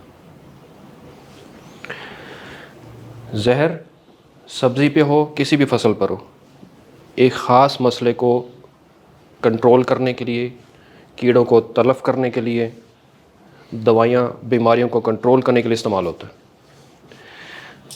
पहले बहुत सारी अद्वियात ज़हर ऐसे थे जो एक दफ़ा स्प्रे करते थे तो उनके असरात 14 से 28 दिन, शायद इससे भी ज़्यादा दिनों तक रहते थे। लेकिन अब वक्त के साथ साथ टेक्नोलॉजी, चीज़ें इम्प्रूव होते होते पहुंच गई हैं कि कुछ अद्वियात अब ऐसी भी हैं जो 24 घंटे पहले अगर आपने इस्तेमाल कर ली तो 24 घंटे बाद आप उस फसल को, सब्ज़ी को काबिल इस्तेमाल कर सकते हैं। लेकिन अहम चीज़ ये है, हमें कैसे पता चलेगा कि उसने एक स्प्रे किया या नहीं किया? सो मैं आपकी बात से 100% इत्तेफाक करता हूँ। मैं पहले कहा, मैं इस काश्तकार को ब्लेम नहीं दे रहा, इसकी मजबूरी है, क्योंकि खेतों में मसाइल इतने ज़्यादा हैं कि अगर वो ये काम ना करे तो शायद हमें जो सब्ज़ी हम खा रहे हैं इस क्वालिटी की भी नसीब ना हो, क्योंकि पेस्ट बीमारियों का प्रेशर इतना ज़्यादा है। हाँ, अब किया क्या जा सकता है? मैं अपनी आपको हैबिट बताता हूँ। मैं सब्ज़ी डायरेक्ट सब्ज़ी मंडी से ख़रीदता हूँ, ये हमारे करीबी है, और मैं ख़ुद ख़रीदता हूँ। मैं रेगुलरली पिछले 3 साल से सब्ज़ी ख़ुद ख़रीदता हूँ। इसके पीछे सिर्फ ख़रीदना मकसद नहीं है, क्योंकि मैं ज़राअत के पेशे से हूँ। दुकान पे तो वो बड़े चमका के, पानी लगा के, साफ़ सुथरा करके रखेंगे। मंडी जब माल आता है तो वो बड़ा ओपन माल होता है। वहाँ पे जब मैं जाता हूँ तो मुझे देख के पता लगता है कि आजकल मसाइल कौन से आ रहे हैं। फ्रूट पे कीड़ा किस किस्म का है, बीमारी के धब्बे कौन से हैं। उससे मुझे ये भी अंदाज़ा होता है कि किस किस्म के स्प्रे हो रहे होंगे, ये सब्ज़ी कौन से इलाके से आ रही है। तो मुझे पूरी एक सप्लाई चेन की समझ आती है अपने ज़राअत के प्रोफेशन होने की वजह से कि ये कहाँ से चली और कहाँ से हमारी टेबल तक कैसे पहुँची है। तो मशवरतन ये कि जिस सब्ज़ी को आप ताज़ा समझ रहे हैं वो ताज़ा ज़रूर है, उस पर स्प्रे भी ताज़ा हो सकता है। तो उसको अच्छी तरह वॉश करें, अच्छी तरह वॉश करें, उसको धूप लगवाएं। लेकिन अगली चीज़ यह है कि हमारा जो कुकिंग स्टाइल है और जिस टेम्परेचर में हम कुक करते हैं उसमें काफ़ी हद तक वॉशिंग के बाद असरात ब्रेकअप हो जाते हैं। काफ़ी हद तक, मैं ये नहीं कह रहा कि बिल्कुल ख़त्म हो जाते हैं, लेकिन काफ़ी हद तक असरात ब्रेकअप हो जाते हैं। लिहाजा ये चैप्टर ऐसा है जिस पे फिर भी एक बहुत अच्छा सेशन किया जा सकता है, लेकिन आज मैं बात को मुख्तसर रख रहा हूँ सिर्फ इस टिप के साथ, इनमें सबसे ख़तरनाक तरीन सब्ज़ियाँ कौन सी हैं, इस एंगल से भी देख लेते हैं। ठीक है जी। सबसे ख़तरनाक तरीन सब्ज़ी जिस पे बहुत ज़्यादा स्प्रे होता है वो है गोभी। कौन से? गोभी, कॉलीफ्लावर। ठीक है, क्योंकि ये पत्तों से ढकी होती है, इसके अंदर बहुत सारा पेस्ट इसके अंदर होता है, और ये पूरा एक फूलों का एक बंच है जिसमें जहर ऊपर से उसके अंदर तक सरायत कर जाता है। लिहाजा अगर आप गोभी का इस्तेमाल कर रहे हैं तो उसको अच्छी तरह वॉश करें, काटने के बाद भी वॉश करें, उसको धूप लगवाएं, फिर उसके बाद आप पकाने का प्रोसेस करें। दूसरी चीज़, खीरा, कुकम्बर, इस पे बहुत ज़्यादा स्प्रे होता है। खीरा, कुकम्बर, इस पे बहुत ज़्यादा स्प्रे होता है क्योंकि ये टनल्स के अंदर लगता है, और टनल के अंदर माहौल बाहर खेत की निस्बत कुछ हद तक आइडियल होता है। तो जो आइडियल मौसम फसल के लिए अच्छा है वो उतना ही बीमारी और कीड़ों के लिए भी अच्छा है, इसलिए उस पर बहुत ज़्यादा खाद और स्प्रे का इस्तेमाल बहुत ज़्यादा होता है। लेकिन खीरे में जब आप उसका पील उतार देंगे, छिलका, तो काफ़ी हद तक उसके असरात माइनस हो जाएंगे। ठीक हो गया। तीसरा, बैंगन एक सब्ज़ी है, गोल बैंगन, इस पर बहुत ज़्यादा स्प्रे होता है क्योंकि इसके अंदर एक ख़ास किस्म की सुंडी अटैक करती है जो मारने के लिए अगर एहतियातन पहले स्प्रे किया जाए तो कंट्रोल किया जा सकता है, लेकिन एक दफ़ा अगर वो सुंडी उसके फल फूल में दाखिल हो गई तो फिर उसको कंट्रोल करना बहुत मुश्किल होता है। तो उसको कंट्रोल करने के लिए बहुत ज़्यादा स्प्रे किया जाता है। लेकिन बैंगन में ये उसकी जिल्द बड़ी सख्त होती है, तो अगर आप उसको अच्छी तरह वॉश कर लें और ऐसा जिसमें ऑलरेडी पहले से दाग धब्बे ना हो, उसको कुकिंग करने में आपको कोई मसाइल नहीं आएंगे। ये मैंने चंद बातें गोश गुजार कर दी। नेक्स्ट सवाल जी प्लीज़। जी जी देखिए, किचन गार्डनिंग एक बहुत अच्छा मशगला है, बहुत अच्छा मशगला है। पहले इसको हॉबी के तौर पे लें। जब आप इसको हॉबी के तौर पे लेंगे तो फिर आप शौक़ के साथ इन्वॉल्व हो जाएंगे। जब आप शौक़ के साथ इन्वॉल्व हो जाएंगे फिर आप इसको प्रॉपर ड्यूटी समझ के करेंगे। लेकिन उसमें अहम चीज़ है कि आप सारी सब्जियां अपनी ज़रूरत के लिए उगा सकते हैं। आप हमारे घरों में आज रोज़ाना का पहला सवाल ये होता है कि आज क्या पकाना है। हमारे पास चॉइसेस बड़ी लिमिटेड है।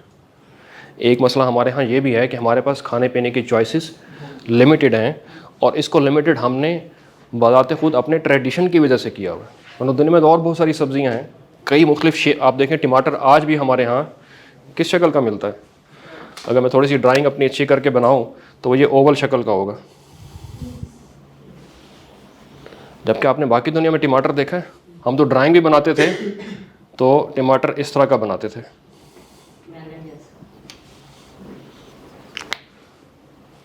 ऐसा है या नहीं? लेकिन क्यों हम चूँकि पकाते हैं, बचपन से हमने ये देखा तो हम आज भी ये इस्तेमाल कर रहे हैं। जबकि ये tomato is the best cooking में, कलर में, उसके पील में, इट्स मच बेटर, और सारी दुनिया में ये इस्तेमाल होता है। पाकिस्तान में क्यों नहीं? ट्रेडिशन नहीं है हमारा। अब बात को फॉलो किया आपने? ट्रेडिशन इधर से आएगा जब अपना कुकिंग स्टाइल को चेंज करेंगे, कुछ इनोवेशन लाएंगे, ये चेंज होना शुरू हो जाएगा। शिमला मिर्च देखें, आज भी ग्रीन ही हम इस्तेमाल करते हैं, जबकि 7 कलर की शिमला मिर्च है। येलो है, ऑरेंज है, पर्पल है, कई कलर्स हैं उसके। और वो जो डिफरेंट कलर के हैं वो ज़्यादा मीठी हैं। यस, वो जो कलर्ड है वो ज़्यादा मीठी हैं। आप उसको बाकायदा धो के बाइट करके खाएं, वो मीठी है, सब्ज़ के निस्बत ज़्यादा मीठी है। लेकिन हमारे यहाँ ट्रेंड नहीं है, ट्रेडिशन नहीं है। तो आज अगर कस्टमर डिमांड करे कि यार हम ये खानी है, प्रोड्यूस होना शुरू हो जाएगी। वो कौन सा कोई इतनी लंबी रॉकेट साइंस है उसके अंदर। सो ट्रेडिशन यहाँ से चेंज होगा और ये होना ज़रूरी है। उसका फ़ायदा क्या होगा?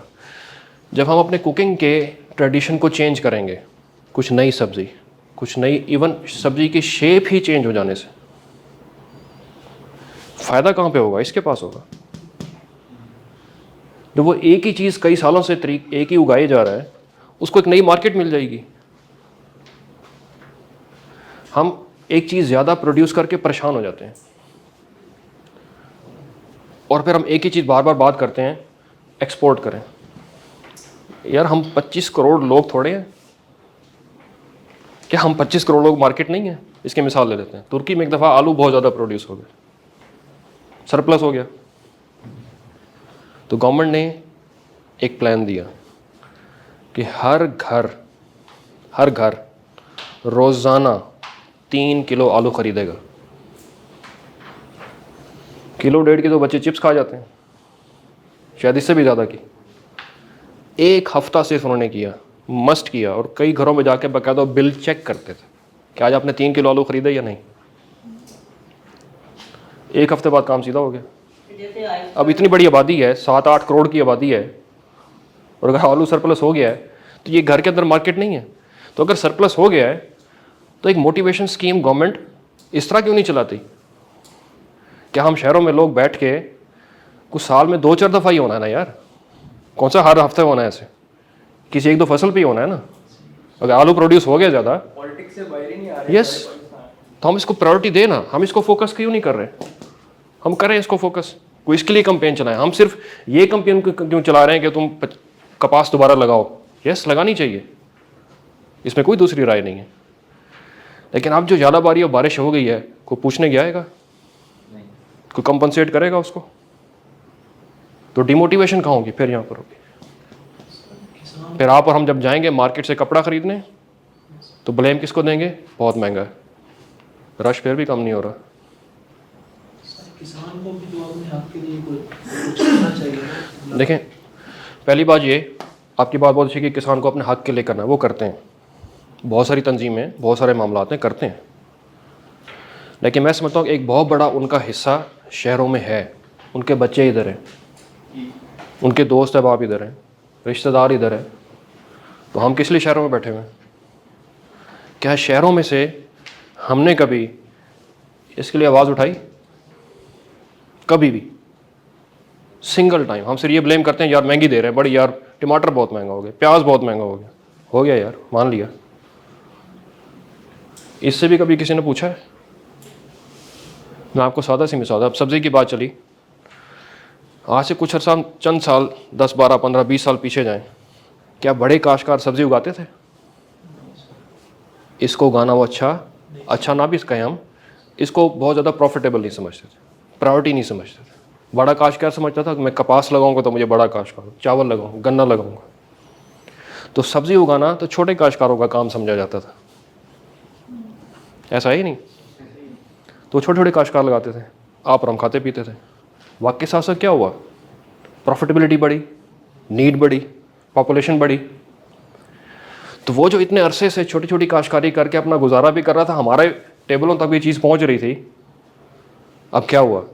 जब ज़्यादा डेवलप कर दिया, और डेवलप उसी ने किया, ये बात ज़हन में रखें, उस छोटे काश्तकार ने किया। बड़े को अपॉर्चुनिटी मिली, वो पूरे इंफ्रास्ट्रक्चर के साथ उस सेक्टर में इन हो गया। इंफ्रास्ट्रक्चर मतलब टनल फॉर्मिंग, ग्रीन हाउस, जो छोटा काश्तकार अफोर्ड ही नहीं कर सकता था, जबकि काम कौन कर रहा था? वही करता आ रहा था। तो बजाय हम उनको मज़ीद डेवलप करते, फैसिलिटेट करते कि जिसकी जिस काम में एक्सपर्टीज़ हैं वही उसको आगे लेके डेवलप करे चले, हमने मैदान खुला छोड़ा, बहुत बड़ी इन्वेस्टमेंट उसके अंदर आई, और सबसे ज़्यादा सफ़र कौन हुआ? वही छोटा काश्तकार सफ़र हुआ, क्योंकि उसके पास रिसोर्सेज कम थे, वो कम्पीट नहीं कर सकता था। तो यहाँ जो सबसे बड़ा मसला वो ये कि जिसकी जिस काम में स्पेशलिटी है, हम उसको उस काम की हद तक इंसेंटिव नहीं देते, महदूद नहीं करते, हमने मैदान खुला छोड़ा हुआ है। उससे क्या होता है? हर आने वाले साल अगर किसी ने पिछले साल कपास लगाई तो इस साल वो चावल लगा रहा है। तो जिसने आज साल फैसला कर लिया कि मैंने चावल लगाना और साथ कपास लगी हुई है, आपका क्या ख्याल है, वो कपास हो जाएगी?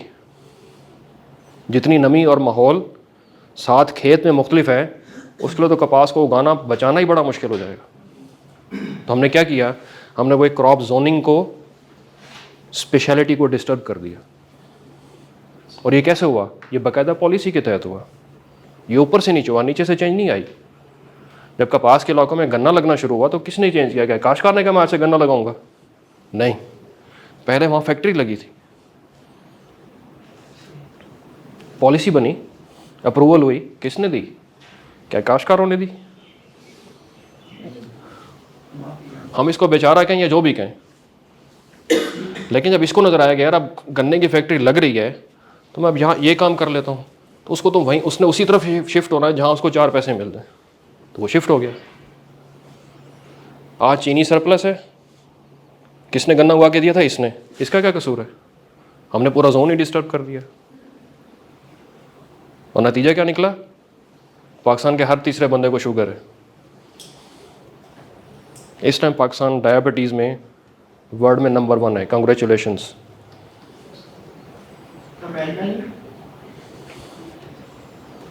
हम डायबिटीज़ में डिक्लेयर्ड नंबर 1 है।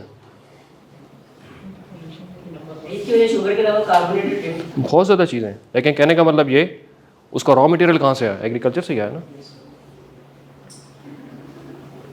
मिठाइयों की दुकानें देखें,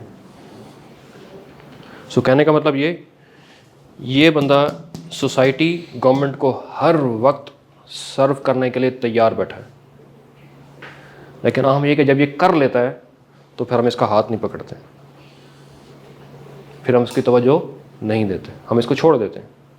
हम अगले नारे के साथ तो आ जाते हैं, पिछला काम छोड़ देते हैं। आगा दौड़ पीछा छोड़। अगला सवाल, आप कुछ कहना चाह रहे थे?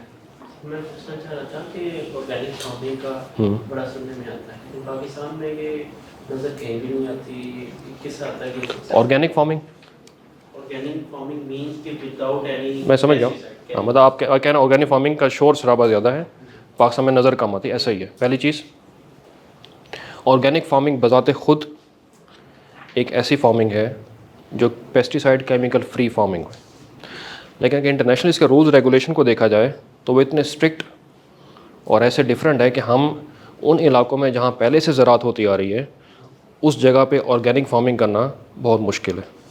मिसाल के तौर पे अगर वो कहें कि ऑर्गेनिक फार्म के इतने एरिया के अंदर कोई और इनऑर्गेनिक फार्मिंग नहीं होनी चाहिए, तो हम देहातों में तो ये काम नहीं कर सकते। ठीक, मेरी नज़र में ऑर्गेनिक फार्मिंग अच्छी चीज़ है, लेकिन ये ज़राअत के अंदर एक फ़ैशन भी है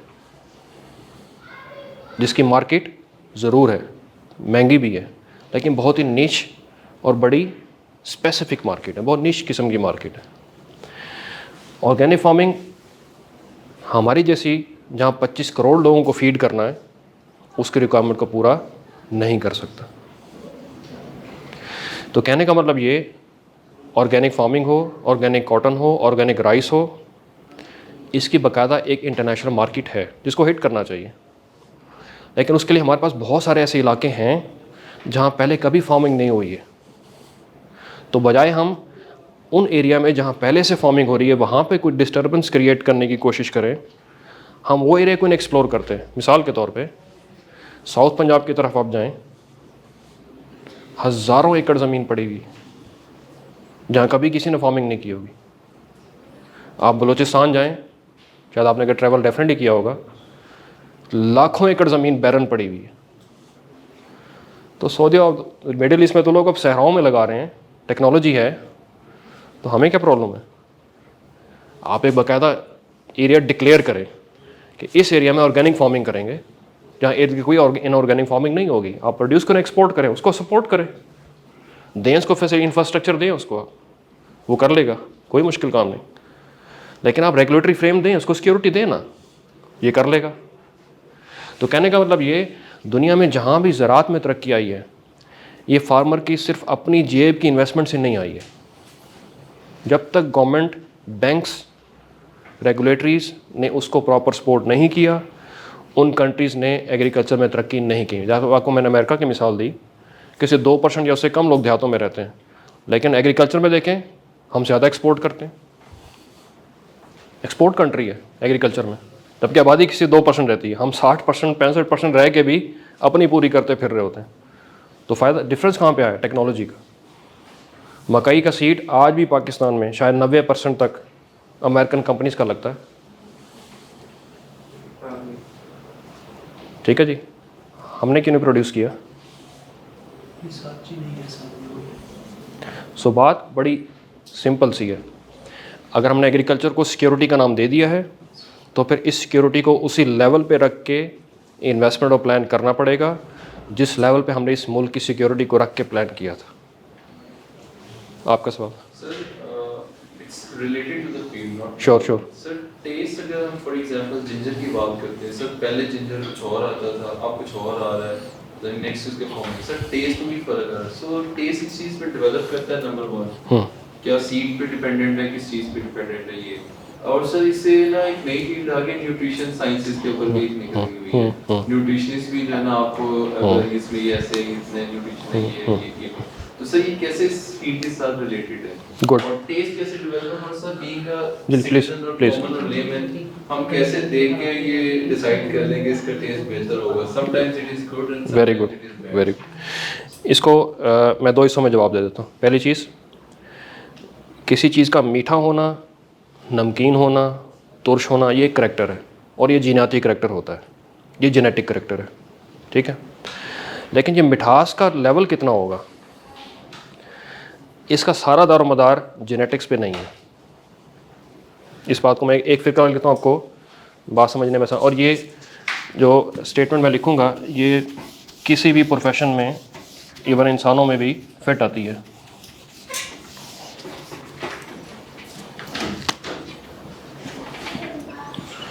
हम करैक्टर की बात करते हैं, मीठापन एक करैक्टर है। Character is equal to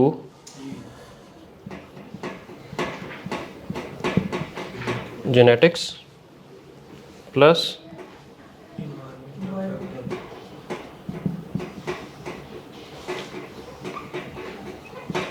environment. उसका एक करैक्टर है, जेनेटिकली है। जब तक आप एनवायरनमेंट प्रोवाइड नहीं करेंगे, ये करैक्टर ज़ाहिर नहीं होगा। माँ बाप बहुत हेल्दी हैं, बच्चे को एक टाइम का खाना मिलता है, आपके ख्याल में वो मोटा ही निकलेगा? जेनेटिक्स है, एनवायरनमेंट नहीं है। ज़हीन तो चोर के घर में भी ज़हीन बच्चा पैदा होता है, क्या ख्याल है? वो कम अकल नहीं होता, पूरा मुकम्मल पैदा होता है। एनवायरनमेंट उसको कुछ और बना देती है। मीठापन एक करैक्टर है, ये उसके अंदर मौजूद है। एनवायरनमेंट ज़मीन से शुरू होगी, ज़मीन कैसी थी। लेकिन अगर इसको और ज़्यादा स्पेसिफिक कर दूँ, आपने न्यूट्रिशन की बात की, एक न्यूट्रिएंट है जिसको हम अपनी ज़बान में, साइंसी ज़बान में पोटाश कहते हैं। अगर हम उसको एलिमेंटल फॉर्म में लिखें तो के लिखा जाता है, जिसको केलियम बोला जाता है। अगर आपने केमिस्ट्री डेफिनेटली पढ़ी होगी, पोटेशियम। पोटैश का डायरेक्ट ताल्लुक मिठास के साथ, फ्रूट के कलर के साथ, शाइनिंग के साथ और उसकी शेल्फ लाइफ के साथ, और चौथा एक और चीज़ के साथ भी है। पोटैश पौधों में बीमारियों के ख़िलाफ़ रेजिस्टेंस को बढ़ाता है। ये पौधे में पानी को रेगुलेट करता है, कि पानी को डायरेक्शन देता है, या पत्ते के मसाम खुलना बंद होना इसको रेगुलेट करता है, जिससे इसकी हेल्प से पौधा पानी उठाता है या उसको स्टॉप करता है, उसको प्लान करता है। सो इसका मतलब ये हुआ कि एनवायरनमेंट देने से हम मिठास के लेवल को बढ़ा सकते हैं। इसकी मिसाल अदरक में तो शायद थोड़ा मुश्किल हो जाए, केले की मिसाल ले लेते हैं। केला मार्केट में लेने जाते हैं तो एक अक्सर नारा लगता था, केला बेचने वाला लगाता था, किसी को याद है क्या कहता था? चितरी वाला केला। चितरी वाला केला मतलब उस पर दाग धब्बे होते, डॉट्स होते थे। जो केला चितरी वाला है जिस पे दाग धब्बे हैं, बी श्योर उस पर पोटाश का इस्तेमाल हुआ है, उसमें मिठास ज़्यादा है। तो क्या हुआ? एनवायरनमेंट। तो इसलिए मीठेपन के लिए पोटाश की इम्पोर्टेंस है। लेकिन ये अकेला काम नहीं करेगा, इसको अपने साथ बोरॉन की भी ज़रूरत होगी, इसको जिंक भी चाहिए होगा। सो एक कंप्लीट सेट ऑफ न्यूट्रिएंट चाहिए होगा। जहाँ तक अगर मैं अदरक की स्पेसिफिक मिसाल लूँ, अदरक हमारी ज़्यादातर इंपोर्टेड आती है। इसको शाइन करने के लिए कुछ प्रोसेस करते हैं, जिस बाकायदा इसको एसिड से वॉश भी किया जाता है। उस वजह से भी उसके करैक्टरिस्टिक और उसमें चेंज आती है। लेकिन अब पाकिस्तान में अदरक के ऊपर काम हो रहा है कि अब यहाँ पे इसको नर्सरी में फर्दर प्रोडक्शन प्लानिंग सारी चीज़ें चल रही हैं। तो मैं बिलीव करता हूँ कि जब हमारी एनवायरनमेंट के अंदर ये प्रोड्यूस ज़्यादा होना शुरू होगी तो फिर हमें रियल टेस्ट मिलना शुरू हो जाएगा। ये मेरा कंक्लूजन है इसके बाद। सर टेस्ट और उसके न्यूट्रिएंट्स में कोई फर्क आता है? यस, देखें टेस्ट अगर कम भी है, लेकिन अगर आप इनटेक कर रहे हैं तो आप ये बिलीव रख सकते हैं कि मैंने न्यूट्रिशन ले लिया है। साइकोलॉजिकली और मेडिकली या न्यूट्रिशनली जिस चीज़ का टेस्ट अच्छा है वो न्यूट्रिशन वैल्यू भी मोस्ट ऑफ द टाइम उसमें बेहतर होती है। इसकी मिसाल ले लेते हैं, एक ब्रायलर गोश्त है और एक मटन है, दोनों मीट है। टेस्ट किसका अच्छा है? मटन का। फ्लेवर किसका अच्छा है? इसमें एक साइकोलॉजिकली चीज़ आती है, जिस चीज़ का फ्लेवर आपकी बॉडी को अच्छा लगे, आपकी बॉडी उसको अच्छा डाइजेस्ट भी करती है और उसको न्यूट्रिशनल वाइज उसको अच्छी तरह कंज्यूम भी करती है। सो इसका मतलब ये हुआ कि जिस खाने की खुशबू अच्छी आए, आपका हाजमा पहले ही रेडी होता है। सो इस चीज़ को इग्नोर ना करें। जिस खाने की खुशबू आपको अच्छी लगी, आप उसको बहुत अच्छा डाइजेस्ट करेंगे और न्यूट्रिशन वैल्यू से पूरी हासिल करेंगे। जिस खाने का टेस्ट आपको अच्छा लगा, बेशक बल्क में खा लें, आप कहें यार पता नहीं क्या खा लिया आज मैंने। सो ये सब एक साइकोलॉजिकल इम्पैक्ट है। न्यूट्रिशन वाइज अल्लाह ताला ने किसी चीज़ को कम नहीं बनाया। दाल में भी न्यूट्रिशन कम नहीं है। क्यों? हर बंदा अगर गोश्त नहीं खा सकता तो दाल खा के भी तो अपने प्रोटीन की पूरी कर सकता है। क्या ख्याल है?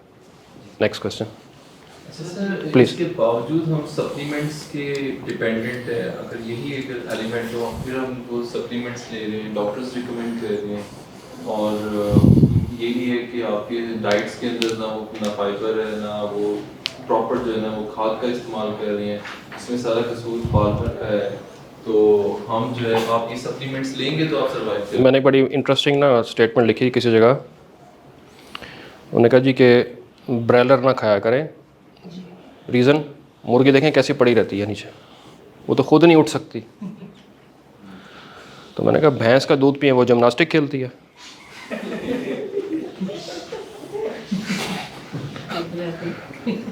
ठीक है, आप हमें रिकमेंड करते हैं कि भैंस का दूध पिएं, वो जिम्नास्टिक खेलती है। हम अपनी हैबिट्स को भी जानवरों पे डालना चाहते हैं। कि हम कॉमन ट्रेंड है कि ड्राई रनर यूज़ करें, मतलब मुर्गी, और जो लोग अफोर्ड नहीं करते, मतलब कॉमन मैन अब तो 1000 रुपीज़ तक चला गया। जी बिल्कुल।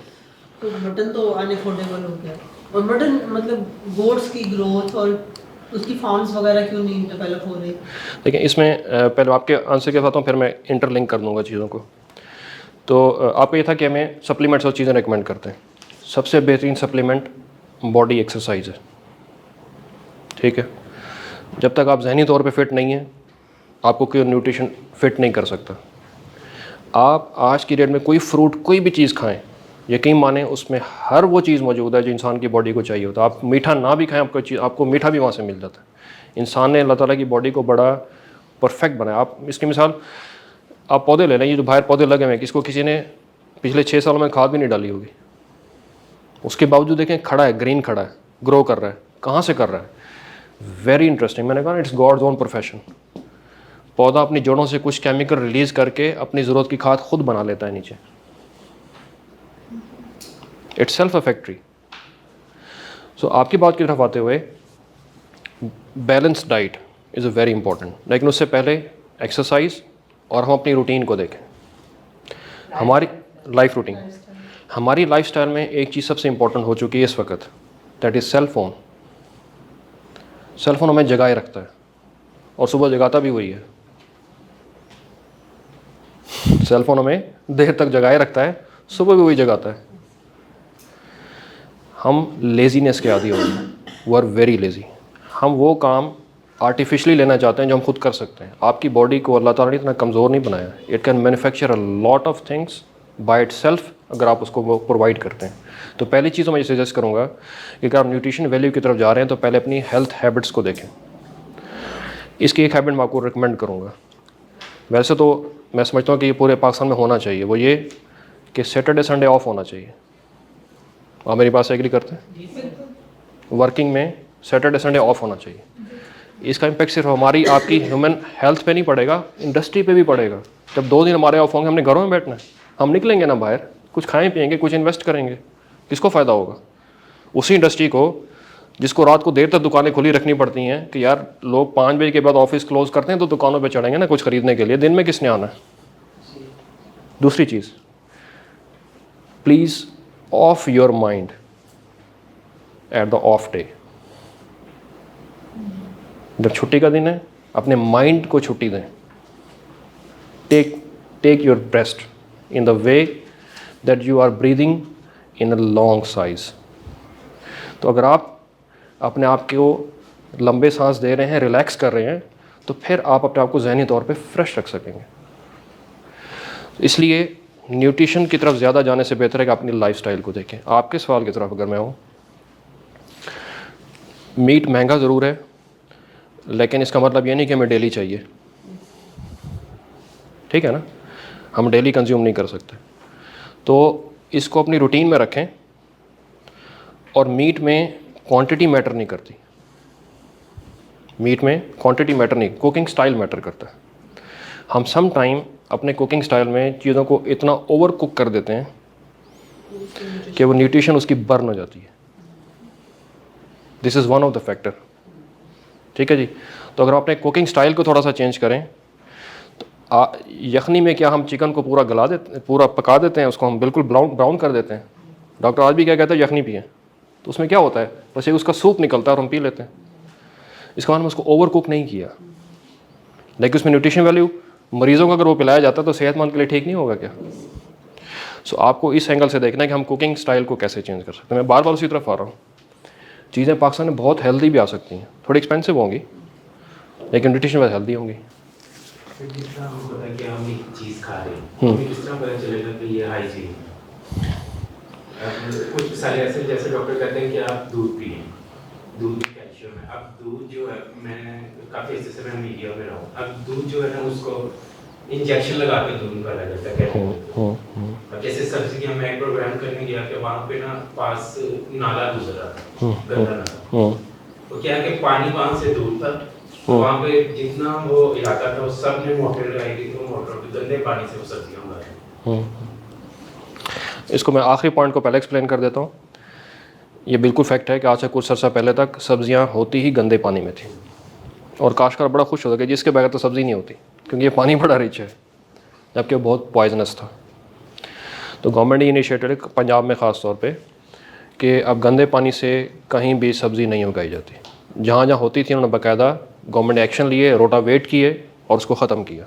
लिहाजा अब अल्हम्दुलिल्लाह मैं ये नहीं कहता 100% ऐसा होगा, क्योंकि मेरी प्रेजेंस हर जगह तो नहीं है ना, लेकिन यह है कि मेजर सब्ज़ी जो है वो अब फ्रेश पानी में उगती है। एक चीज़ तो ये होगी। दूसरी चीज़ आपने कहा कि कैसे पता लगेगा ये फूड हाइजीनिक है या नहीं है। आपका स्टोमिक आपको एक एक चीज़ बताएगा, 5 मिनट बाद ही पता चल जाता है। ठीक है। आपका स्टोमिक जिस सारे प्रोसेस के बाद उस फूड को बॉडी से जब यूज़ करता है, वो लिक्विड शक्ल में है या हार्ड शक्ल में है। इवन साइंटिफिकली जो उसकी स्मेल भी है, ये भी आपको बताती है कि आपकी बॉडी के साथ क्या रिएक्ट हुआ है। दिस स्मेल जो हमें शायद बुरी लगती हो, साइंटिफिकली एक गैस है, अमोनियम गैस है। इसकी क्वांटिटी भी आप खुद नोट करें, डिफरेंट फूड के हिसाब से डिफरेंट प्रोड्यूस होती है। आपका जिस्म उसके साथ डिफरेंट रिएक्ट करता है। सो इसलिए होटलिंग आपने माशाल्लाह बहुत की होगी। आप दूसरी जगह दोबारा उसी जगह खाने जाते हैं जहाँ पे आपका पेट ख़राब ना हो, आपको कोई इरिटेशन ना हुई हो। वन टाइम आपने खा लिया और आपको लगा यार ये जगह या आज यार खाने का बहुत मज़ा आया, तो मज़ा किस चीज़ का था? आपको पूरे उस बॉडी स्ट्रक्चर ने बताया कि यार मेरे साथ ये काम फिट रहा है, ये जगह मुझे सूट की है, आप फिर खाने जाएंगे वहाँ। जहाँ तक है दूध की बात, ये बड़ा रिस्की चैप्टर है। मैं तो दूध वो प्रोग्राम में ठीक। कि खाद से दूध तैयार होता बिल्कुल होता है, ठीक है। और मैं अब तो सुना है कि शायद जो मिल्क पैक जो डब्बा पैक आ रहा है इस पर गवर्नमेंट टैक्स लगाने जा रही है। सो बी रेडी फॉर इट। ठीक है जी। तो कहने का मतलब ये दूध के हवाले से ओपन मिल्क मैं खुद परचेज़ नहीं करता, ठीक है। अगर आप अफोर्ड कर, अच्छा ये भी नहीं कि हमने हैबिट्स की बात भी होती है ना, अगर आप ज़्यादा पीने के आदी हैं तो थोड़ी सी हैबिट को चेंज करना है। मिसाल का कुछ ब्रांड ऐसे हैं जो पास्चुराइज्ड मिल्क है, एक है प्रोसेस्ड मिल्क, एक होता है जिसको हम पास्चुराइज्ड मिल्क कहते हैं, जिसको नेचुरली कंडीशंस के अंदर नेचुरली ही मिल्क को एक ख़ास प्रोसेस के ज़रिए बगैर कुछ एक्सट्रैक्ट किए प्रोसेस किया गया, उसको पास्चुराइज्ड मिल्क कहते हैं। उसकी शेल्फ लाइफ भी ज़रा शॉर्ट होती है। आप पास्चुराइज्ड मिल्क को प्रेफर करें, वो एक अच्छा इंग्रेडिएंट है बॉडी के लिए। सर मेरा सवाल ये है कि जो ज़राअत है वो एक बहुत ही मुश्किल टास्क समझा जाता है हमारी, सख्त जान होना पड़ता है। तो हमारे नौजवान हैं उनकी प्रायोरिटीज़ ही नहीं है कि वो कुछ काम करें, वो इतने निकम्मे में क्या yes be very open, be very open. Yes yes yes हो यस गए हैं कि वो यस नहीं कर सकते। Yes yes yes yes. अपने नौजवानों को किस तरह इस पेशे की तरफ ले जा सकते हैं?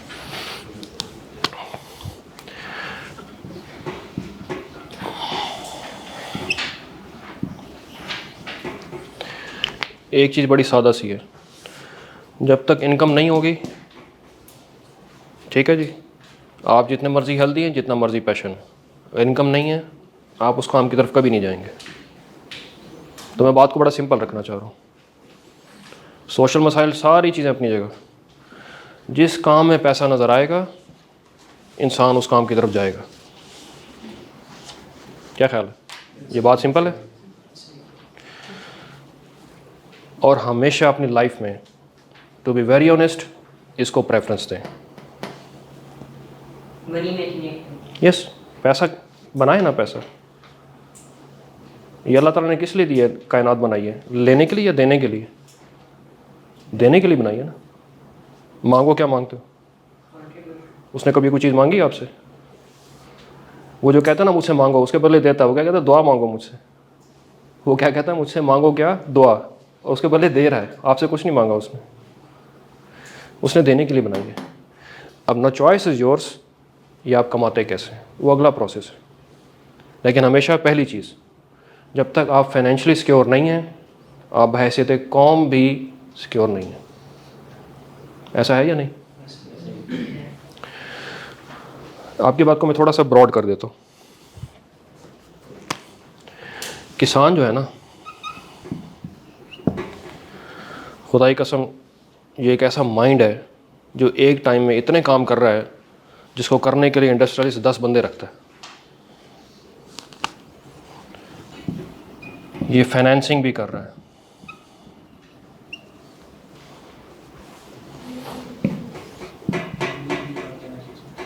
अकाउंट्स भी कर रहा है, ये सप्लाई चेन भी कर रहा है, ये लेबर भी कर रहा है, ये सिक्योरिटी भी कर रहा है अपनी जी, ये सेल भी कर रहा है, ये सोइंग भी कर रहा है। इतना काम कर रहा है, मार्कर भी ख़त्म हो गया। ठीक है जी, ये सोइंग भी कर रहा है, ये परचेजिंग भी कर रहा है, ये डिसीजन मेकिंग भी कर रहा है, ये रिस्क भी ले रहा है, ये सोशल लाइफ भी मेंटेन कर रहा है। ये क्या काम है जो नहीं कर रहा है? ये ऑलराउंडर है। ये कौन सा काम है जो नहीं कर रहा और एक बंदा कर रहा है? अगर अंदाज़ा लगाएं, ये सारे काम किसी एंटरप्रेन्योरशिप से कम है। आज का अगर हम इंडस्ट्रियल की ज़बान में बात करें, हम इसको समझते ही कुछ नहीं है। कौन सा ऐसा काम है जो ये नहीं कर रहा है? सिंगल हैंडेडली कर रहा है, और अगर कुछ हो जाए तो किसी को ब्लेम नहीं दे रहा है। सो कहने का मतलब, मुश्किल काम, इस सारे काम में सबसे मुश्किल जो काम जो कर रहा है, जो यंग जनरेशन के लिए डिफ़िकल्ट होता जा रहा है, वो है फिज़िकल वर्क।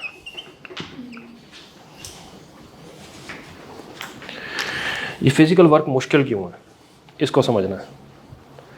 किसान किस चीज़ से डील कर रहा है? किसान उस चीज़ से डील कर रहा है जो संडे को भी छुट्टी नहीं करता। दैट इज़ प्लांट, पौधा, जो ईद नमाज भी नहीं पढ़ने जाता, जो 30 रोज़े भी नहीं रखता, जिसको बड़ी ईद पे छुट्टियां भी नहीं चाहिए।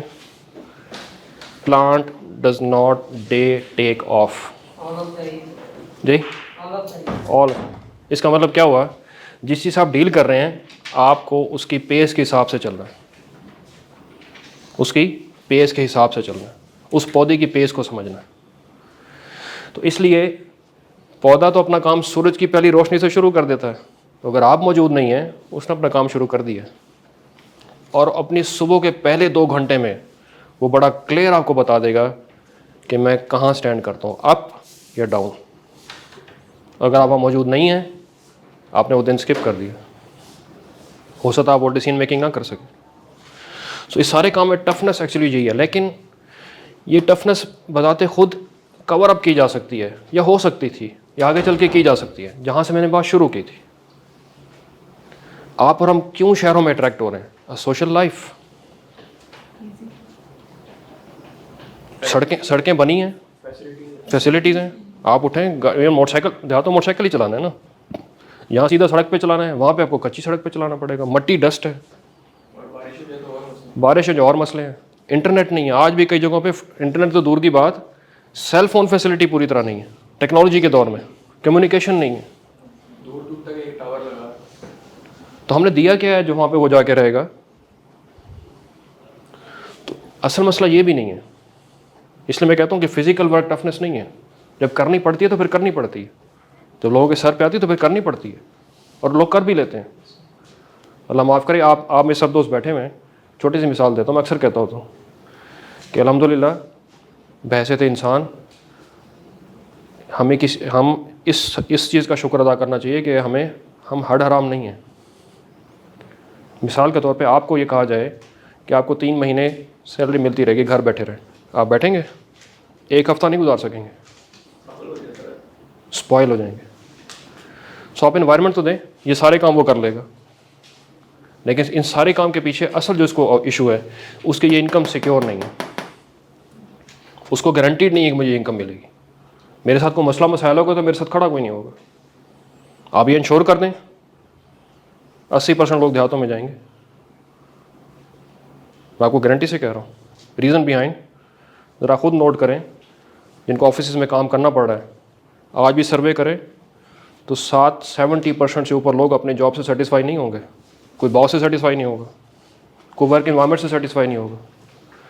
तो यहाँ तो सारा काम आपने खुद करना है। तो जहाँ पे खुद डिसीजन मेकिंग करनी हो, वो किसी को बुरा लगेगा?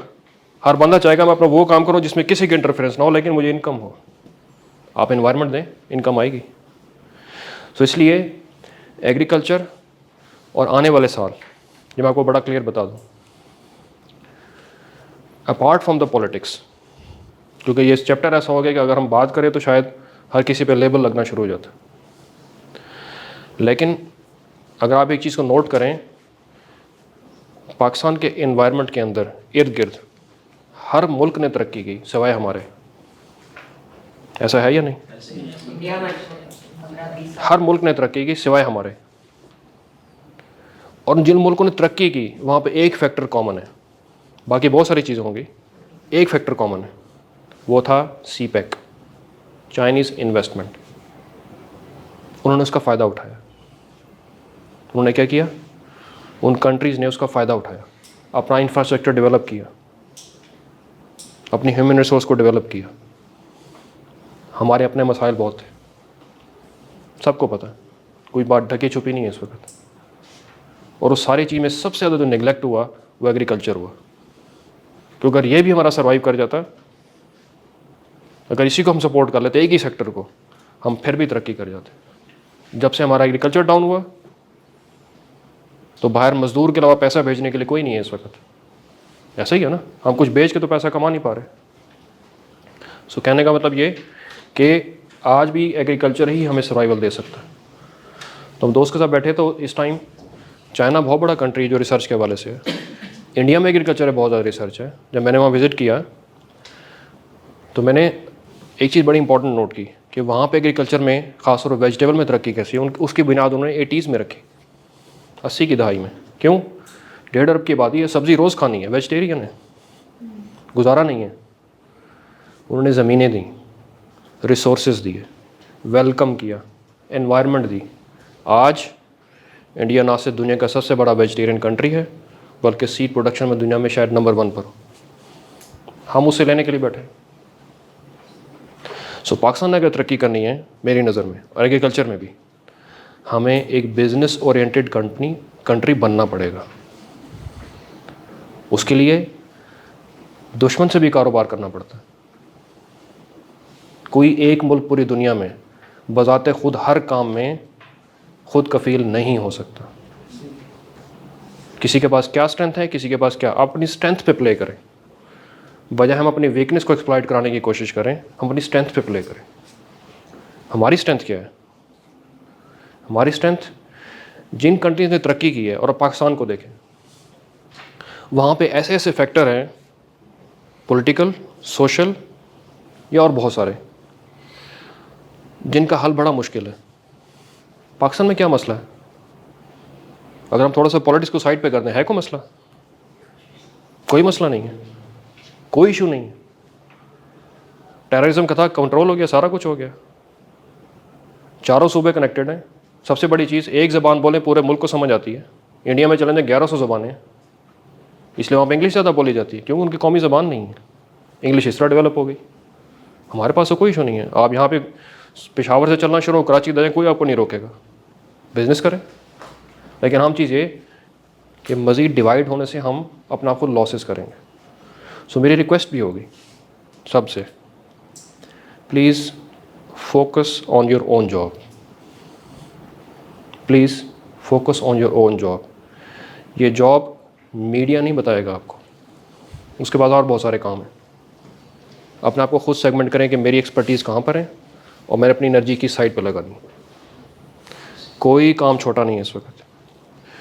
अपनी बात को मुकम्मल करने के छोटे से आपको वाक़या सुनाता हूँ, फिर अपनी बात में मुकम्मल, अगर कोई सवाल नहीं है तो ठीक। प्लीज़ बड़ा क्वेश्चन करें।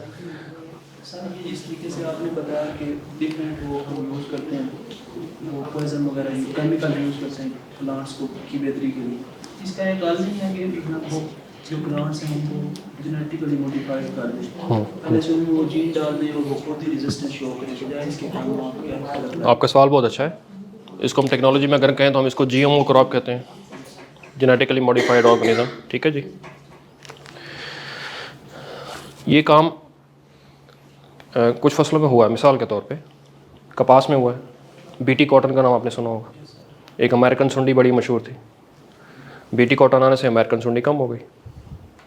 ठीक है, इसका मतलब क्या हुआ? उस जो हमने जेनेटिकली उसको इम्प्रूव किया फसल को, तो उससे कुछ ना कुछ हमें बेनिफिट मिला। लेकिन एक ही फसल में हर पेस्ट के ख़िलाफ़ रेजिस्टेंस डेवलप करना ये बहुत कॉम्प्लिकेटेड है। ये बहुत मुश्किल है। उसके पीछे एक रीज़न भी है, सादा लफ्ज़ों में बयान कर देता हूँ। मैंने यहाँ बात लिखी थी character is equal to genetics और एनवायरनमेंट। ये करैक्टर ज़ाहिर कैसे होता है, प्लांट के अंदर क्या होता है? प्लांट उस जेनेटिक्स की बेस पे अपने अंदर कुछ ख़ास प्रोटीन पैदा करता है।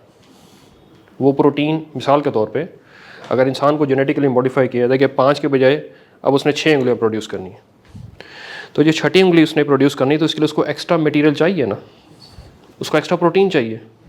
ये कहाँ से आएगी? उसी न्यूट्रन में से वो हिस्सा लेगा। इसका मतलब जब जितना आप जेनेटिकली इसके अंदर ये करैक्टर डेवलप करते जाएंगे, उतना उस पौधे की फूड की रिक्वायरमेंट भी बढ़ती जाएगी, क्योंकि अब उसने वो कुछ हिस्सा उधर भी शिफ्ट करना है। सो लिहाजा एक हद तक जाया जा सकता है। दूसरी चीज़, पाकिस्तान में रूल्स रेगुलेशन के तहत जेनेटिकली मॉडिफाइड क्रॉप अभी इजाज़त नहीं है। सोयाबीन पे भी पाबंदी है। ठीक है, अब अल्लाह करे मज़ीद भी चीज़ों पे आ जाए तो इंडिया में काफ़ी ज़्यादा इस पे काम, उन्होंने कई जगह उसकी परमिशन दे भी दी है, लेकिन हमारे यहाँ चीज़ें भी ज़रा उस स्पेस पे नहीं है। लेकिन मैं समझता हूँ कि जेनेटिकली मॉडिफाई और हाइब्रिडाइजेशन, हाइब्रिड से मतलब 2 जीनियाती खूबियों को मिला के तीसरी नस्ल पैदा करना, ठीक है जी। जब तक ये काम कॉटन में, मकई में तो नंबर 1 है इस वक्त, कॉटन में बहुत कम है, गंदम में शुरू हो चुका है, राइस में हाइब्रिड पाकिस्तान में आ चुका है। राइस में जैसे हाइब्रिड आया तो हमने देखा कि चावल की प्रोडक्शन बहुत बड़ी है। तो ये वो चीज़ें हैं जिस पे आगे चल के डेवलप, तो इसलिए मैं समझता हूँ कि जेनेटिकली मॉडिफाई से ज़्यादा बेहतर जो शॉर्टकट अगर क्विक काम हो सकता है वो है हाइब्रिड, कि आप 2 अच्छे करैक्टर्स को मिलाकर एक तीसरी नस्ल ऐसी प्रोड्यूस करें जो ज़्यादा अच्छी पैदावार देने की सलाहियत रखती है। बायोटेक्नोलॉजी। अपनी आखिरी बात को मुकम्मल करता हूँ, आपका काफ़ी मैंने टाइम लिया, एक छोटा सा वाक़या आपसे शेयर करता हूँ। अल्हम्दुलिल्लाह काफ़ी मुल्कों की सैर करने का मौका मिला, और ये भी एग्रीकल्चर की निस्बत ही हुआ। फील्ड ही ऐसा है ना, जहाँ जाते हैं उतरते हैं तो आगे फील्ड शुरू हो जाते हैं। एक चीज़ नोट की, ऑब्ज़र्व की, बस स्टेशन पे, ट्रेन पे, एयर पे ट्रैवल करते हुए लोगों को किताब पढ़ते हुए देखा। जहाँ बैठे हैं किताब पढ़ रहे हैं, कोई मैगज़ीन पढ़ रहे हैं। हमारे यहाँ सेल फ़ोन एडिक्शन बहुत ज़्यादा है। तो मेरे से बार बार सवाल आता था, और इवन हम एशियन अगर कहीं इकट्ठे भी बैठे हैं तो हम में से किताब को नहीं पढ़ रहा है, इधर उधर देख ज़रूर रहे होंगे, ऑब्जर्वेशन पूरी ले रहे होंगे, ठीक है जी, किताब नहीं पढ़ रहे। तो जहन में सवाल था, यार ये किताब पढ़ते हैं, हम किताब क्यों नहीं पढ़ते? एक सवाल था। इसका जवाब एक दफ़ा सफ़र करते हुए मिला। लाहौर से हैदराबाद बिज़नेस ट्रेन नई शुरू हुई थी, तो कुछ प्लान किया यार इस पर ज़रा सफ़र करके देखते हैं। तो बोगी में हम 6 दोस्त थे इकट्ठे, और इत्तेफाक से 6 के 6 एक दूसरे को नहीं जानते थे, लेकिन खुशकिस्मती ऐसी कि कुछ पढ़े लिखे इकट्ठे हो गए। तो कुछ हम ऐसी, वही स्टाइल हमारा कि हम एक दूसरे बातें कर रहे हैं, कोई पॉलिटिक्स को आगे पीछे गपशप कर रहे हैं। तो बैठे बैठे मेरे जहन में सवाल आया, मैं कह रहा हूँ हम सारे बैठे गप्पें तो ज़रूर मार रहे हैं, हमें से कोई किताब नहीं पढ़ रहा, इसकी क्या वजह हो सकती है? तो एक दोस्त उसने कहा यार मैं इसका जवाब देता हूँ। मैं कहा प्लीज़। उसने कहा यार मैं कंप्यूटर लैपटॉप्स का बिज़नेस करता हूँ, रिपेयरिंग का। तो कुछ अर्सा पहले, कुछ 6 महीने 8 महीने पहले, एक साहब मेरे पास अपना लैपटॉप ठीक कराने के लिए आए। तो लैपटॉप ठीक करते हुए मैंने लड़के को दिया कि लैपटॉप ठीक करे। मैंने उनको थोड़ा सा सवाल जवाब करना शुरू, मैं उनसे पूछा कहाँ? उन्होंने कहा जी मैं अमेरिका से आया हूँ। मैं कहा जी किस मकसद के लिए आए हैं? उन्होंने कहा कि मैं कुछ 3 किताबें मैंने लिखी हैं पाकिस्तान में बिज़नेस करने के ऊपर, मैं उसकी प्रेजेंटेशन के लिए आया। तो कहता है मैंने हंस के जवाब दिया, जो कौम एक किताब नहीं पढ़ती आपने 3-3 किताबें लिख दी हैं और उसकी प्रेजेंटेशन के लिए आ गए। कहता वही बड़े ज़ोर से हंसा, कहता बात तो बिल्कुल ठीक है। तो कहता ये सवाल मैंने उससे किया कि वो कैसे किताबें पढ़ लेते हैं और आपने कैसे किताबें लिख ली। तो उसने बड़े मज़े का मुझे जवाब दिया। उसने कहा आज भी यूरोप में, अमेरिका में, कई कंट्रीज़ में एक रिवाज है, बच्चे उस वक्त तक नहीं सोते जब तक माँ, बाप, नानी, दादी, बड़ा भाई, बहन कोई भी लोरी ना सुनाए, स्टोरी ना सुनाए, या किताब सामने रख के कुछ पढ़े ना। तो कई बच्चों को ऐसी एडिक्शन है कि जब तक वो स्टोरी नहीं सुनते, वो किताब आप सामने रख के नहीं सुनते, उनको नींद नहीं आती। मैं कहा ये तो कमाल हो गया। कहता वाकई? कहता हाँ। कहता जब मैंने उसी दिन फ़ैसला किया कि मेरे 2 बच्चे, एक बेटा और बेटी अभी 3.5 साल की थी, बेटा ज़रा बड़ा हो गया था 8 साल का, लेकिन मैं एक्सपेरिमेंट बेटी पे करता हूँ। तो मैंने डिसाइड कर लिया कि रात को सोने से पहले इसके साथ मैंने कुछ ना कुछ किताब पढ़ के सोनी है। कि मैंने रूटीन बना ली, कोई किताब मिलती मैं पढ़ने बैठ जाता, वो मेरे साथ बाजों पे सराहना रख के लेटी होती थी, सुनते सुनते सो जाती। कहते 6 महीने मैंने ये काम किया। 6 महीने बाद जो मैं पढ़ता था वो 3.5-4 साल की बच्ची पढ़ना शुरू हो गई, और उसको नींद नहीं आती थी जब तक वो। तो हमें तो ये कहा गया कि आयतल कुर्सी पढ़ के सो जाया करो, कुछ पढ़ के सोया करो। बात समझ आई? क्या कहा? कुछ पढ़ के सोया करो, चाहे आयतल कुर्सी पढ़ के सोया करो। सो लिहाजा जो लाशऊर में जिस चीज़ को हम लेके सोएंगे सुबह उसी तरह ही फ्रेश उठेंगे। तो एक्टिव लाइफ के लिए पहला डिसीजन क्या है? सुबह उठना किस वक्त है? जब ये डिसाइड कर लेंगे रात को सोने का टाइम भी डिसाइड हो जाएगा, एक्टिव लाइफ शुरू हो जाएगी। Thank you very much. आपका मैंने बहुत ज़्यादा टाइम लिया और आपके अच्छे सवालों से मुझे मज़ा आया। नेक्स्ट टाइम भी सेशन हम कुछ, अगर आपको कुछ सवाल होंगे तो हम कोशिश करेंगे आपके सवालों की बेस पे कुछ सेशन ऐसा रखा जाए जिसमें सवालों के जवाब भी मिल जाएँ और गपशप भी चलती रहे। Thank you very much.